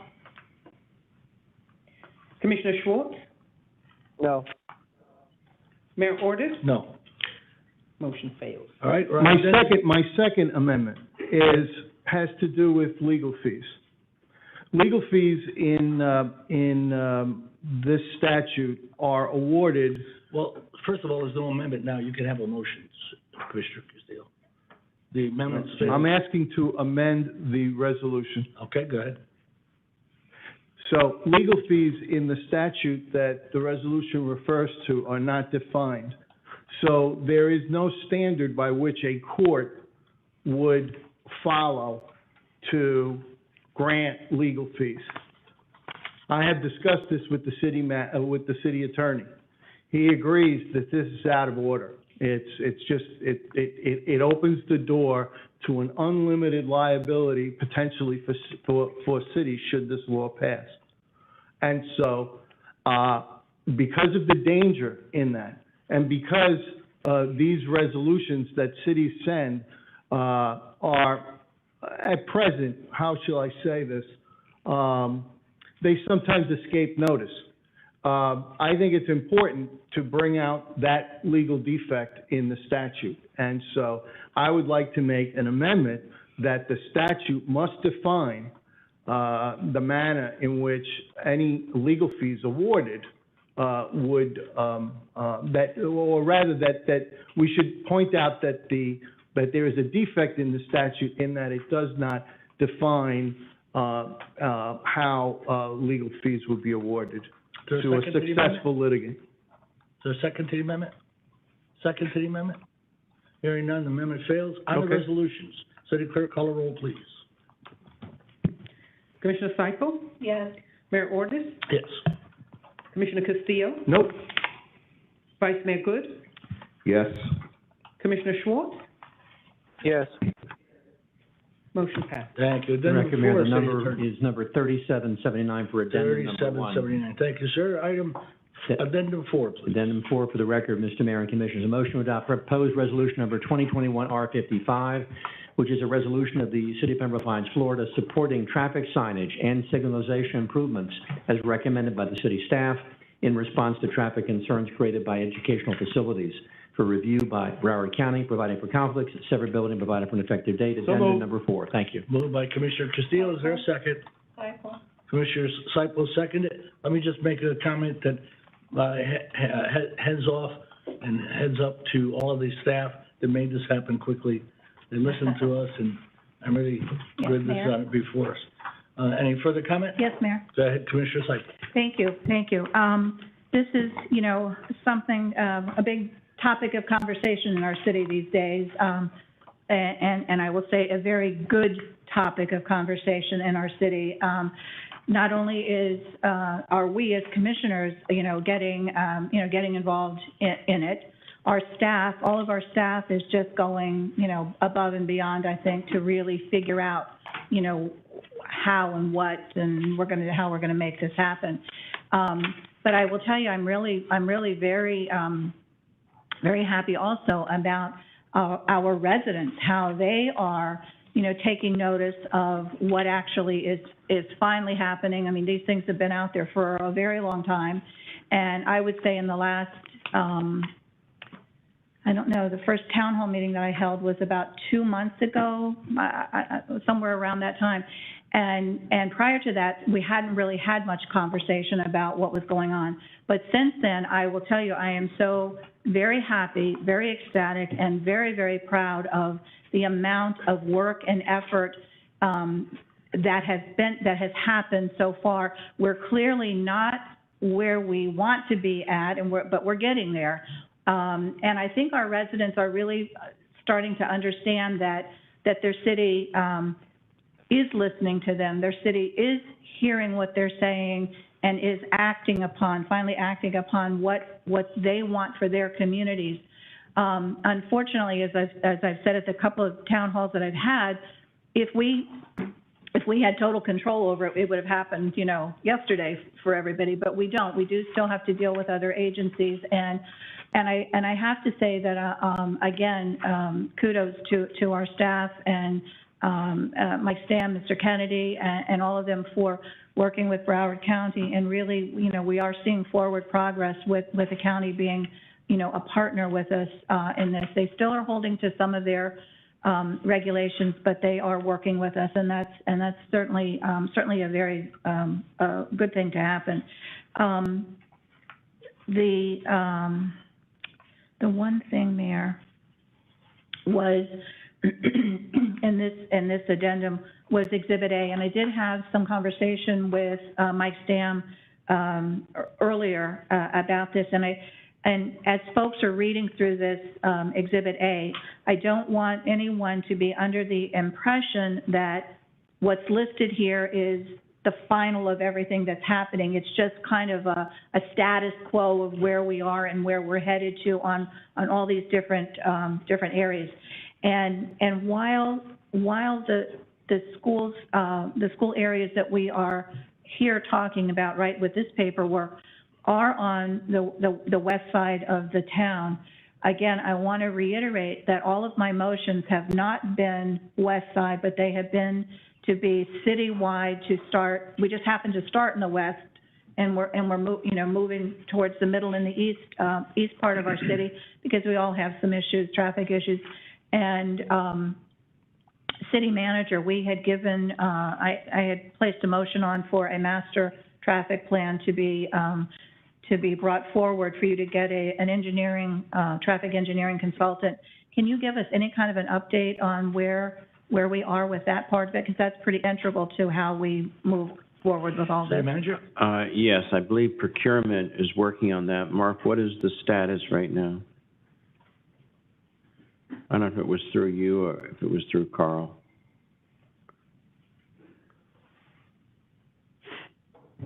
Mark Gomes, Procurement Director. The procurement department's working with the engineering department to draft the solicitation to go out and bring it to the City Commission for approval to advertise.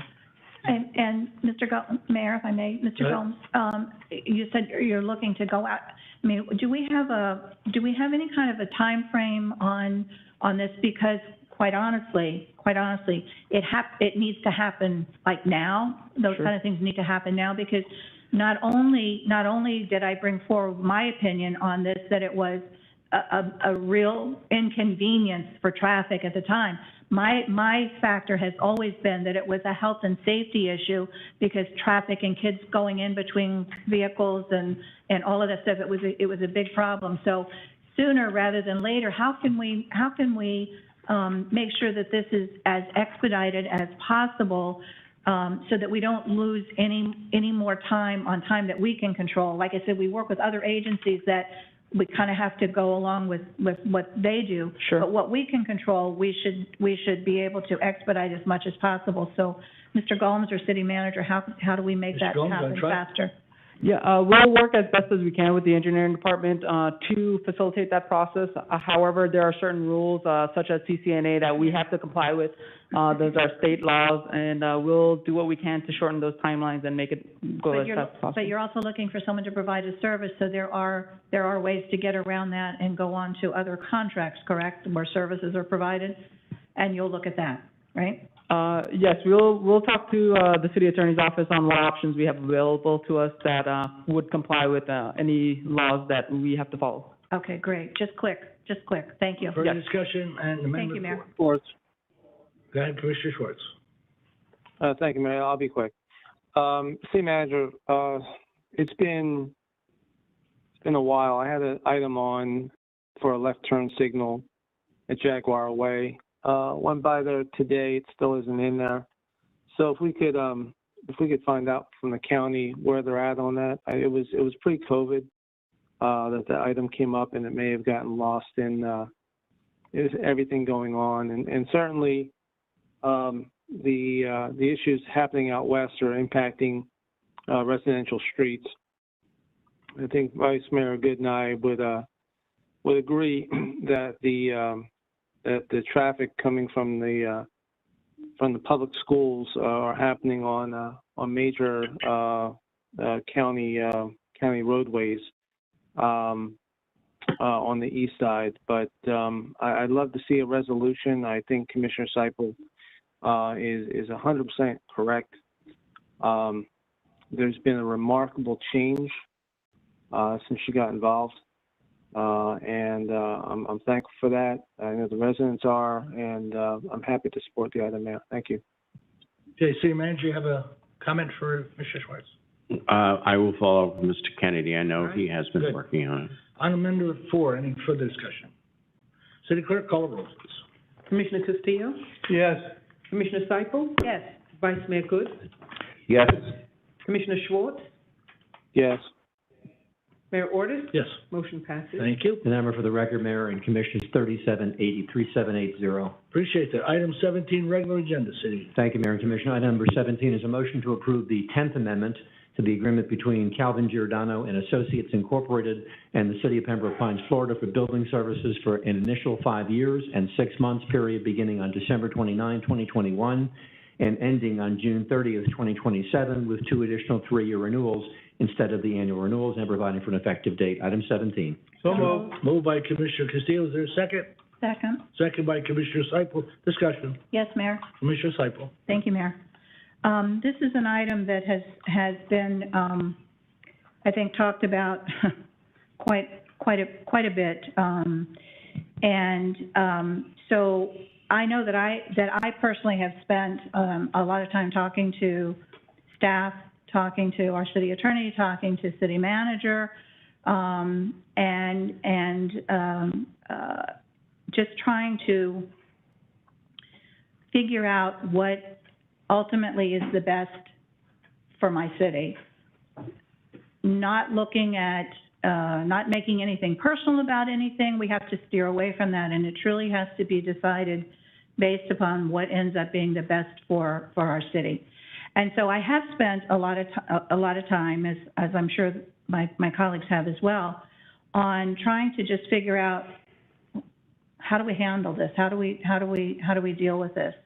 And so what I'm going to ask tonight from my colleagues, that I'm asking for their indulgence.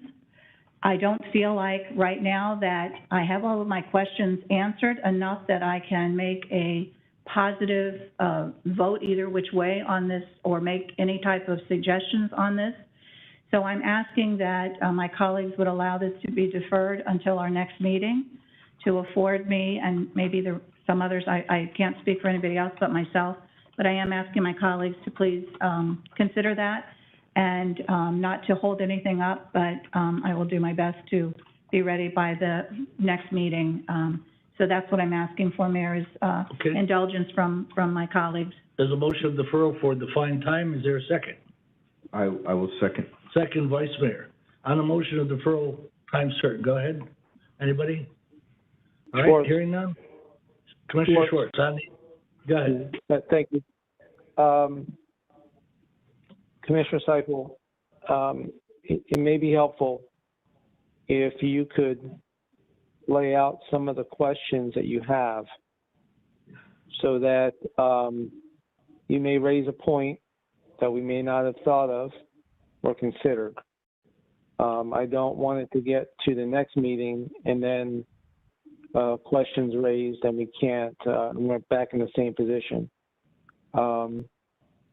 The building department deserves to have certainty. There's contractual obligations that need to be met. There's we're at the end. So if you have any questions that you need answered that may not have been raised 2 weeks ago, I'd like to know if you'd be willing to share that this evening. Could I? Commissioner Seipel, you okay with the deferral item? I'm with my item to defer for 2 weeks. Okay. Absolutely, that was my item. Commissioner Schwartz, I don't want it to seem in any way that I have not put a very hard effort into this, because I have. And as far as questions that I have, I'm not going to bring them tonight publicly, because I think it's discussions that are my own personal issues that I need to get answers to. And so while I understand, your concern, what I'm asking for is 2 weeks, and I'm telling you at that point, I think I will certainly have all of my questions answered by then. I'm very close, and I'm not asking for anything beyond that. But next meeting, our next meeting is November 17th, I believe, correct? Mm-hmm. Right. And that's all I'm asking for, is an opportunity where I just not from lack of trying, but I just didn't get to where I was comfortable with making the best decision for my city, and I'm just asking for your indulgence till our next meeting. All right. Questions, discussion on deferral. Call a roll, please, City Clerk. Commissioner Seipel, Yes. Vice Mayor Good, Yes. Commissioner Schwartz, Yes. Commissioner Castillo, Yes.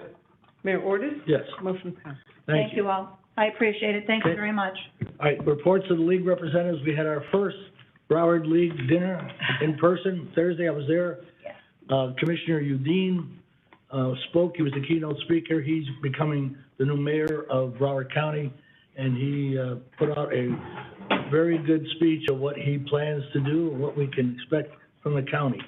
Tomorrow afternoon at 4:45, I'll be Florida League. participating in a Florida League of Cities Board of Directors meeting as well. Yep, I'll be on the phone. Okay, great. That one is- Manager, No items, Mayor. City Attorney, No items, Mr. Mayor. City Commissioner Schwartz, item 18, please. Thank you. To provide full transparency and disclosure to the public, it is necessary to have the commission auditor present any and all commission-approved projects be placed on the regular meeting agenda, discussion and possible action to create a new category on the regular meeting agenda to be titled Commission Auditor Reports. The items shall be placed after the title, Items at the Request of the Public, on all regular meeting agendas. Funding to have the commission auditor present at all regular commission meetings for the purposes of presentation under the agenda title via WebEx shall begin fiscal year 21-22, not to exceed $5,000 from the current approved budget. Colleagues, you may be questioning where did I come up with $5,000. Typically, historically, commission auditor comes to us 2, at most 3 times a year, based on the projects that we approve. Not certain of the billable hourly rate, but let's just round it up to $500 an hour. Put them at the beginning of the agenda so it's not sitting for 3.5 hours like they did 2 weeks ago. And this way we have a captive audience. The greatest amount of participation, I believe, happens at the beginning of the meetings. And I think it would be best for us to move forward in this way, so we can avoid having any future conflict like what we had 2 weeks ago. All right, you want to make a motion, Commissioner Schwartz? That's Mayor, my can I- motion, Mayor. May I ask a question? Okay, Commissioner Seifel has a question. Commissioner Schwartz, Yes. okay. Are you asking that the commission auditor present a report to us, or are you asking that the commission auditor be present to present a report to us? Good question. So we get, I don't know, a handful of reports throughout the year. We recently received one on the building department. We received one a few days later on another subject matter. I believe that the public should have the same information we do. And I believe that the public should be able to ask the commission auditor any questions. Right now, that's not possible unless a member of the commission actually puts the item on the agenda, which I think doesn't allow the public to see exactly what we know. These are all commission approved, majority approved projects, the audit risk reports and that sort of thing. We get the emails from the commission auditor when they're done their project. I think at that point, it should be placed on the agenda right after the items at the request of the public, so that the administration doesn't have to decide what gets put on and what doesn't get put on. It should all get put on. And this way, if it's Eddie who's making the presentation, if there's no questions from the commission and there's no questions from the public, it's a very short time that the WebEx call will be needed. Otherwise, I can't imagine it going more than 30 minutes. But again, it's only a few times a year. I hope that answers your question. Mr. Seifel? Yeah, but we have, Commissioner Schwartz, we provide, the commission provides to the commission auditor a list of areas that we want them to audit and report back to us, all encompassed in that 250 range that we talk about. Correct. For them. Correct. Right, so. Yeah, so and that's what will be presented, yeah. Commissioner Schwartz, let Commissioner So Seifel each time that they check off that they've completed, you know, the first item, second item, third item, you know, on the list, are you asking that report that they provide to us, that it be made part of the, say, the next commission meeting's agenda, that city manager could read it, city attorney could, somebody could read the report in, and then if there were questions, then those questions could come forward at that point? Is that would seem like maybe a better way to handle it, as opposed to having the auditor sitting waiting to present here or to be on the phone, because then and I know you said like a $5,000 number, but that takes $5,000 away from other items that that we've asked them to, you know, to look at. So do we want to increase their money by $5,000 to do this, or do we want to think of a different way to handle that? And I agree with you that the information should be made very public and very easily accessible for our residents. They should know all of it. Maybe it needs to be put up on the city's website as well for folks to, you know, be able to read, you know, to read when they have time, when, you know, they're sitting and have time to be able to read it. I think we need to look at using the city's website in a lot more opportunities to provide information out to our residents that they will look on at their leisure, and then they'll call us. If they have questions, they're going to call. They're going to call their commissioner, they're going to call city manager, and call somebody. So If I could respond, our commission auditor is a charter officer. And so if we have a legal question, we don't ask the city manager, we ask the city attorney. And when there's a policy question, we don't ask the city attorney, we ask the city manager. It would be improper to have any charter officer other than the city commission auditor to present or to answer questions from the public. With respect to it being posted on the website, by all means, fine, but that does not give the public at large the ability to ask the question when it does get published. Now, with respect to the $5,000, it could be $1,500. It's just a matter of asking the commission auditor how many, if it's 3 times a year, and they're available, for 30 minutes, that's an hour and a half of billing. That's not $5,000. Now, if you think about the millions of dollars that they've saved us, it's a hell of an investment. So it's not like we're taking away anything. Frankly, it's been 10 years since that item passed. It was 10 years ago that this item went through, and the savings have just been tremendous. I think there's always the opportunity during the budget where our finance director is sitting on the dais.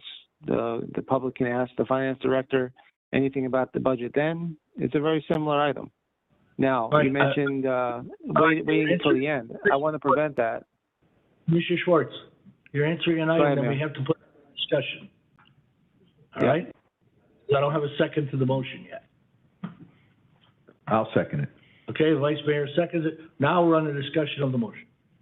Commissioner Schwartz, Thank you, Mayor. Thank you, Mayor. No, that was it. I don't want the commission auditor to have to sit through 3.5 hours of meeting. I believe that, get them in, get them out right after the items at the request of the public. I think it's the most appropriate place. And if there's nothing on the agenda for that night, just like we have no city attorney or city manager report, we're going to know that in advance because it will be published, right? So if there's nothing in the backup, then the commission auditor's not there that evening. That's it. Point of clarification, Mayor? Point of clarification, Commissioner Cyple. Yes, Commissioner Schwartz, as I'm reading through your item, let's see, 1, 2, 3, 4, fifth line from the bottom says, funding to have the commission auditor present at all regular commission meetings for the purposes of presentation under the agenda title via WebEx, yada, yada, yada. So are you I think what you're saying there is that they are present even though it's through WebEx at every No. meeting, or just the meeting when they're giving No, a only if there's a work product that's been distributed to the commission. Then could you change the language in your item there that would clarify that it's not at all meetings, but at where there would need to be a presentation based on a completed report? Sure, I'll be amenable to changing that if the city attorney's okay with this as part of the main motion. Well, I mean, that's what you're asking to do, is if there's a report. Yeah, that's what I'm asking for, yes. Yeah, Okay. that's the intent. Okay. I'm just going to make a quick comment before we go to other people. I like the way our commission auditor is being handled currently. I think they're on top of everything. When we have a problem, such as we had a couple of reductions and reimbursements, they were right on top of it. I don't think we have to have the commissioner auditor at our meetings. In fact, when they were here, they said they didn't have to do that. So I'm not going to support the item. I'm just going to keep our commissioner auditor in place as they are. Further discussion on the item. Yes, Vice Mr. Mayor. Yeah, so I got to say that I do agree with Commissioner Schwartz in regards to this being a charter officer, and I do believe that they have, I would prefer them to do a report out to this commission in the public. And I also agree with both my colleagues, Commissioner Schwartz and Commissioner Cyple, that we have a greater public awareness about, what the auditor is doing for us. I mean, but I would also like to make comment quickly about, funding for the auditor. I too, for at least 3 years, was of the impression that the auditor could not exceed $250,000 because this was something, I guess, when the auditor Correct. position was created or so. And I have had extensive conversation with the city attorney And the city attorney assures me that that is not the case, that we are not limited to what we budget for the auditor. Is that correct, Mr. Attorney? May I respond, Mr. Mayor? Please. In recent days, the Vice Mayor has inquired of us, and me in particular, and what I did, quite frankly, was I pulled the ordinance that was adopted. It was ordinance number 1662, which is adopted by the Commission on May the 5th of 2010, and it was approved unanimously. In that referendum ordinance, there was a question being asked of the voters, which was adopted, yes for approval, no for rejection, and the question was, the city charter currently does not include the position of Commission Auditor. Should the charter be amended to create the position of a Commission Auditor who reports to the City Commission and who shall be charged with reviewing the financial and administrative operations of the city, as well as performing other duties as set forth by the City Commission, ? That was the actual charter question. The title of the item was Appointment, Qualifications, and Duties of the Commission Auditor. That's the actual physical ordinance that was adopted by the Commission. That's not in the charter. That's actually the ordinance itself. What's interesting, if I can, for the record, and this has been a topic of discussion internally for some period of time, there was a notice published by the city, by the then city clerk, Ms. Nugent, which had the information about the election itself, the location of polling places, et cetera, and the charter amendment. And at the bottom, in the notice of charter referendum election, it had the same language I just cited, appointment, qualifications, and duties of Commission Auditor, had the question. And below that, in the notice, not in the ordinance, but in the notice, it said, the Office of Commission Auditor will review city expenditures of over $300,000 and cost approximately $250,000 in tax funds. That was posted in the notice. And the City Commission has embraced that provision over the number of years that the auditor has been in place, with trying to keep a cap on the $250,000. But I must confess to you that in looking at the notice as published, when it was published on whatever the date was, forgive me, there's no actual date certain here, but posted by the city, it had the language about what the principal goal was, which is not in the ordinance, it's in the notice. And then the notice specifically said approximately $250,000. It's published. So the commission does have, and always has had a discretion, but has maintained the opportunity to confine the budget within the scope of what was noticed to the public. Question I have to you.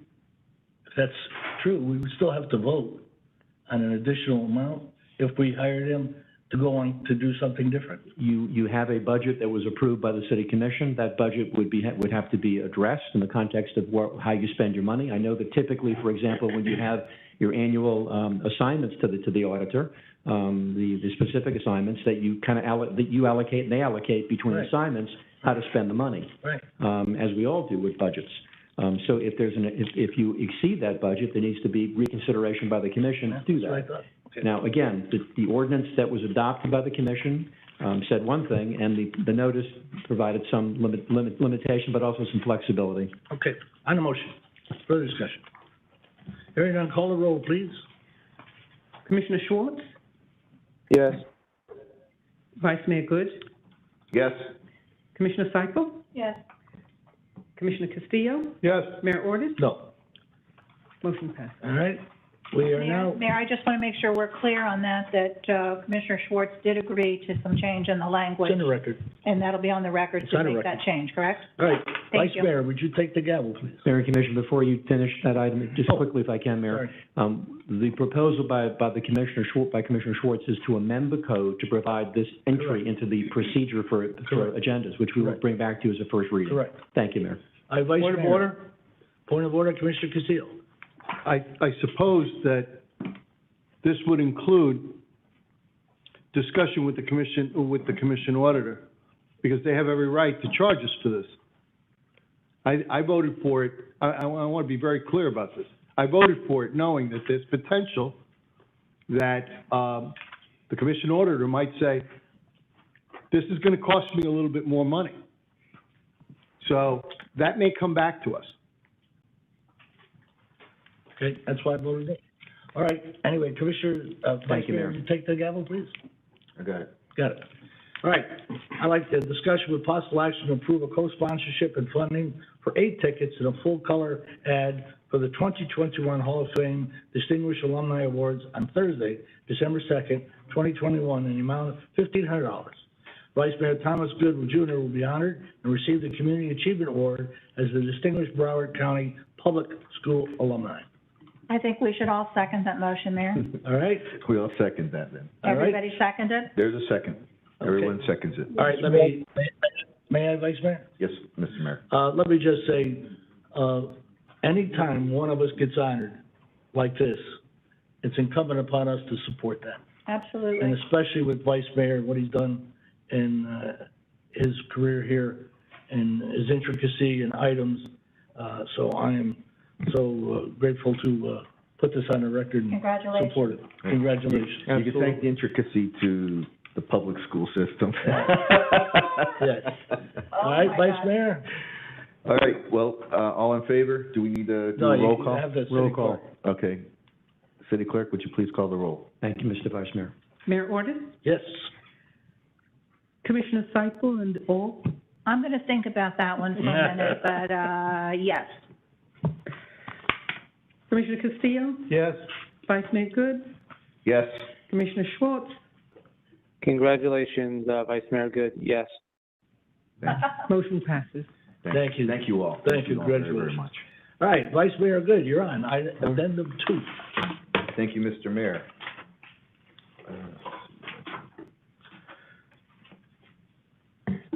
Item 1 is to, discussion and possible motion to direct the city administration to update, advise the mayor and city commission as to the citywide meeting locations for each and every city board and committees established by ordinance and codified in the city code, and B, to authorize and to direct that all such boards and committees shall meet in City Hall when and where operationally feasible and possible, and subject to the creation and adoption of a workable schedule in order to accommodate centrally locating the meetings of such boards and meetings and committee meetings accordingly. Would you like to make that a motion, Vice Mayor? A motion is made. Thank you. All right, is there a second? Is there a second? I'm just going to second for discussion. I Second, do have Vice some Mayor questions. Seifel, go ahead. Mayor, may I ask questions? All right? Thank you, thank you. Vice Mayor, I looked through all, I looked through what was given to us. What was your reason for wanting to do this? Because I know that, I think some number of years ago, the same kind of a concept was brought up about, having everybody meet. And I think some of the issues were some cost involved, like if the building's not open and the buildings where they were meeting were already opened and something like that. So I guess maybe I need to understand more why you were looking for this, Vice if Mayor? you would, please. Sure. Thank you. So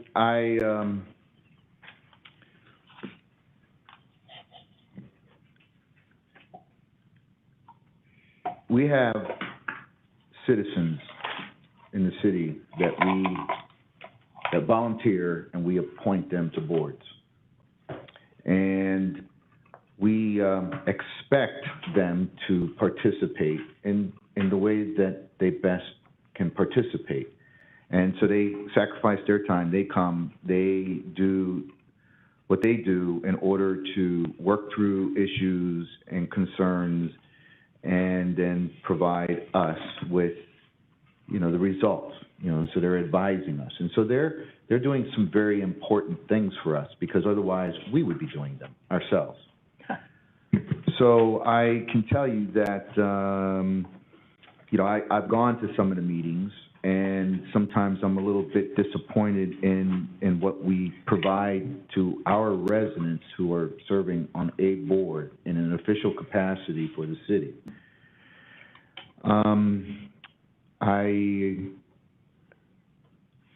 I think that some of these locations are not conducive for these meetings. I don't think they're appropriate. I don't think they're the appropriate setting. We built this city hall. It's a city civic function. It has a lot of importance when you're at City Hall. So we meet the level of expectation from the people that are participating in these boards voluntarily. And I also heard this element about, costs and things like that, so I, did pay attention to that.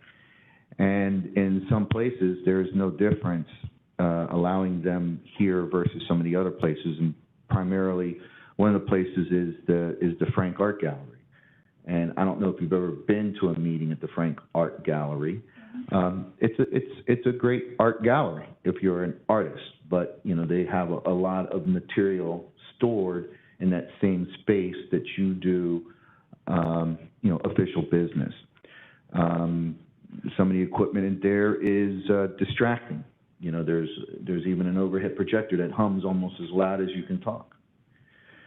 I did even actually take a photograph of our city attorney that was participating in the meeting, and I at first thought I would share that with you all, but I did not want to embarrass the attorney because of the conditions that they were in. They were essentially sitting in a stack of chairs with their card and their laptop huddled in a corner, as opposed to being at the table or joining with the other members.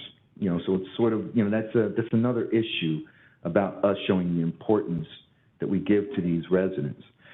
So when we talk about the Frank being opened, all the time, it's not. There are several meetings I've gone to when you talk to staff, they're there specifically to handle the meeting. No different than if they were in this building where we have a very proper setting in what do we call them, office A, office B space downstairs, and that could be set up very easily. And there's not a need to run this building in order to have, proper environmental conditions, because, you only got a handful of people in that building or in that office space. So it doesn't require turning the building on. It's no different than having somebody here receiving them as if it was maybe over at the Frank. And I have been over at the, I believe at the focal point as well, and sometimes they put you in whatever space is available, and sometimes those spaces are not conducive as well, again, to meet the level of expectation, what I believe, to some of the residents. I mean, one of the other things, too, is we want to encourage them to participate and to stay with us. So giving them an environment, a place of importance, when they say I'm going to City Hall to go to a meeting, I think that elevates their willingness and their excitement to be a participant. So I don't see all these boards coming. I mean, there are some that obviously, don't make sense. For instance, any of the charter school boards. I mean, that the most appropriate place is to meet at the school, not here. I will tell you, probably in total, the way that I was looking at this is that I see that there are 6 boards eligible to conduct business at City Hall, not the 15 that are here. And 2 of those boards already meet here at City Hall. As a matter of fact, they meet sitting on this dais. Mm-hmm. So, and I'm not recommending that they come to this dais. I'm just recommending that they come to the space that we would have workshops occasionally, which is on the ground floor. A101. A101, thank you. Very good. So that's my request, is that, and by the way, the 6 boards that I'm talking about is of course the Affordable Housing Advisory Committee, the Arts and Culture Board. Now that board, I would say, if they prefer to stay at the Frank, that's fine. That's a choice for them. The Diversity and Heritage Advisory Board, I think, would be well suited there.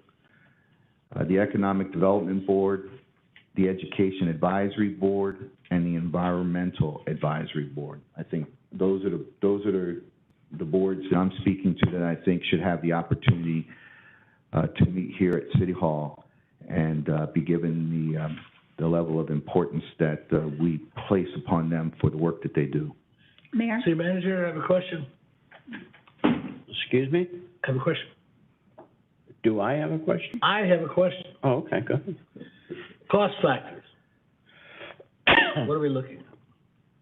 Well, You gotta have somebody guarding, you gotta have a certain time. well, I think what Commissioner Seipel addressed before, that we tried to place the boards in facilities that were open. The majority of the meetings were at our senior center because they have classes at night. I can't attest to the fact that there was a class every night, but I certainly can go back and look at that. If we open the city hall, because of the facility and there's no way of really locking it down, the rest of the building, normally we would keep a security guard there until everyone leaves. I don't have that dollar amount in front of me, but I certainly can evaluate that for you. I think regarding the Frank, if Art and Culture prefers meeting there, which may be a logical place, but if you want us to look to do it here, certainly we'll do it. I'll have to calculate for you what the cost is. I don't know this evening. Yeah, and the only reason I ask, so I've attended the Art and Culture meeting there. I haven't witnessed what the Vice Mayor talked about. I just probably missed that meeting. But I went to the Senior Center with a Diversity and Equity Board, and they had them spaced 6 places apart in the large room. What bothers me a little bit about our committees, and I think we need to take part in this, some of them are not even having quorums. And one in particular, the Heritage Board, when we asked them about a situation, they finished after an hour and left and didn't have a quorum. So space there was not a problem. It was capacity was a problem. But I remember. Mayor? Yes. Mayor, Vice Mayor, Commissioner Seipel. Thank you, Mayor. The Heritage and Diversity Committee, I think what happened was they normally say that they meet for an hour, 6:30 to 7:30.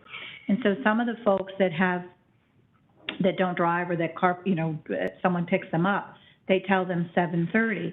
So I think what needs to happen is that they need to say, it's possible that or schedule your meeting from 6:30 to 8 maybe, or 6:30 to 7, that it doesn't exactly end right at the 7:30. It's possible that discussion could take it beyond that. And I think that's what happened that particular night, but. Yeah, I'm not opposed to Vice Mayor's. Yeah, Vice Mayor, may I ask him a question, Mayor? Go ahead. Are you more that the locations, not just the locations, but when our boards go to meet at these different places, I know they're like in the back room, and tables are sort of pulled around, and then stacks of chairs are sitting around. I mean, I've been and seen that. So is it more that you're looking to have, even if it was stayed at those locations, that they are handled more professionally, the setup and all of that, or is it more that you're looking for, which I think is kind of cool actually, but the prestige of, I'm going to City Hall to go to a meeting? I kind of think that's what I'm hearing from you. Yeah, and that's exactly what you're hearing. I mean, we don't pay these folks anything, and we ask them to do important things, and you're absolutely right. It's giving them pride to come to City Hall to do business. That's the focus. And it's very more centrally located, well, not that the senior's so far away, but because our folks come from all over the city, so maybe that is kind of the center meeting place maybe for travel. Yeah. All right, further discussion. Commissioner Schwartz, go ahead. Thank you, Mayor. I can appreciate Vice Mayor Good's focus on the, I guess, the ambiance. But what we may be losing sight of is the reason why it's not only because the focal point is open till 10 o'clock at night, but it brings people to the focal point who've never been there before, who don't get to see the offerings of the focal point, and it's like a cross marketing opportunity. We've had the Boy Scouts there, we've had other youth groups there. Director Schechter has done an outstanding job bringing more awareness to the building. My greatest concern is if we turn off that lane, we may while we gain prestige of members, we may be losing awareness for the public of the gym that we have. So when people go to the Economic Development Board meeting, they get to see the photography club, they get to see other arts and crafts going on, and people start participating and the programs grow. So that would be my only reluctance. I always envisioned when we were building City Hall that we would have some of the boards there. Years ago, I championed the effort of having all the boards video recorded so that people who can't make the meetings can actually watch to see what actually happened at the meetings. And I always envisioned at City Hall just walking in and whoever the clerk was to be able to just flip a light switch and the cameras roll and it's automatic recording and makes it super simple. Certainly, if the city manager wants to come back with some ideas, I'm not opposed to that. Again, I just don't want to lose the traffic, the organic traffic that naturally occurs going into the focal point. Vice Mayor, would you agree to have the city manager come back with some items like that, like is suggested? I don't mind that at all, but I, again, also just ask you all to consider, listen, sometimes, this isn't a lot of money we're talking about, and it is. I agree. We have appointees, and it's very important that we treat them with respect. What I would like to add to this, maybe, if it's okay, is maybe we take a survey of the boards when they meet, to find out if they want to stay where they are, if they want to, or if coming here is something that they prefer. So should we ask the That's a good city? idea. If they decide to stay So there, should we ask the then city I'm done. manager to do that? Yeah, that's a good As idea. They suggested? might like where they are. So we see, Commissioner Schwartz, that was his suggestion. Well, we would also have an opportunity, since we have multiple rooms here, that maybe they can meet on the same night, so they'd be in different rooms. Vice Mayor, is that okay with you? I think that's fine. I just think you'll have to find a couple of Great. people All to right. do the recording. So I think we have the answer. Vice Mayor, thank you for bringing that up. Recording. Good Thank you item. for Good bringing that item. up. Good item. All right. New business. Mr. Old Mayor, business. Mr. Mayor, Adjourn. the item, City if you will, Attorney? the item contains a motion. What's that? The item of the Vice Mayor contains. Well, I think we just renewed that. And Vice Mayor, you want to make an amendment to your motion, what we just discussed about the city manager? I think I understand it. Okay. Well, the city attorney told me you didn't. Consensus, what we're I doing. didn't say that. All right, we have consensus. Motion to City adjourn. attorney, Thank you, Mayor. second. All those in favor, aye. Aye. Thank you all. Great meeting. Thank you. Thanks. Congratulations. Barbara and I meet. Thank you. Good.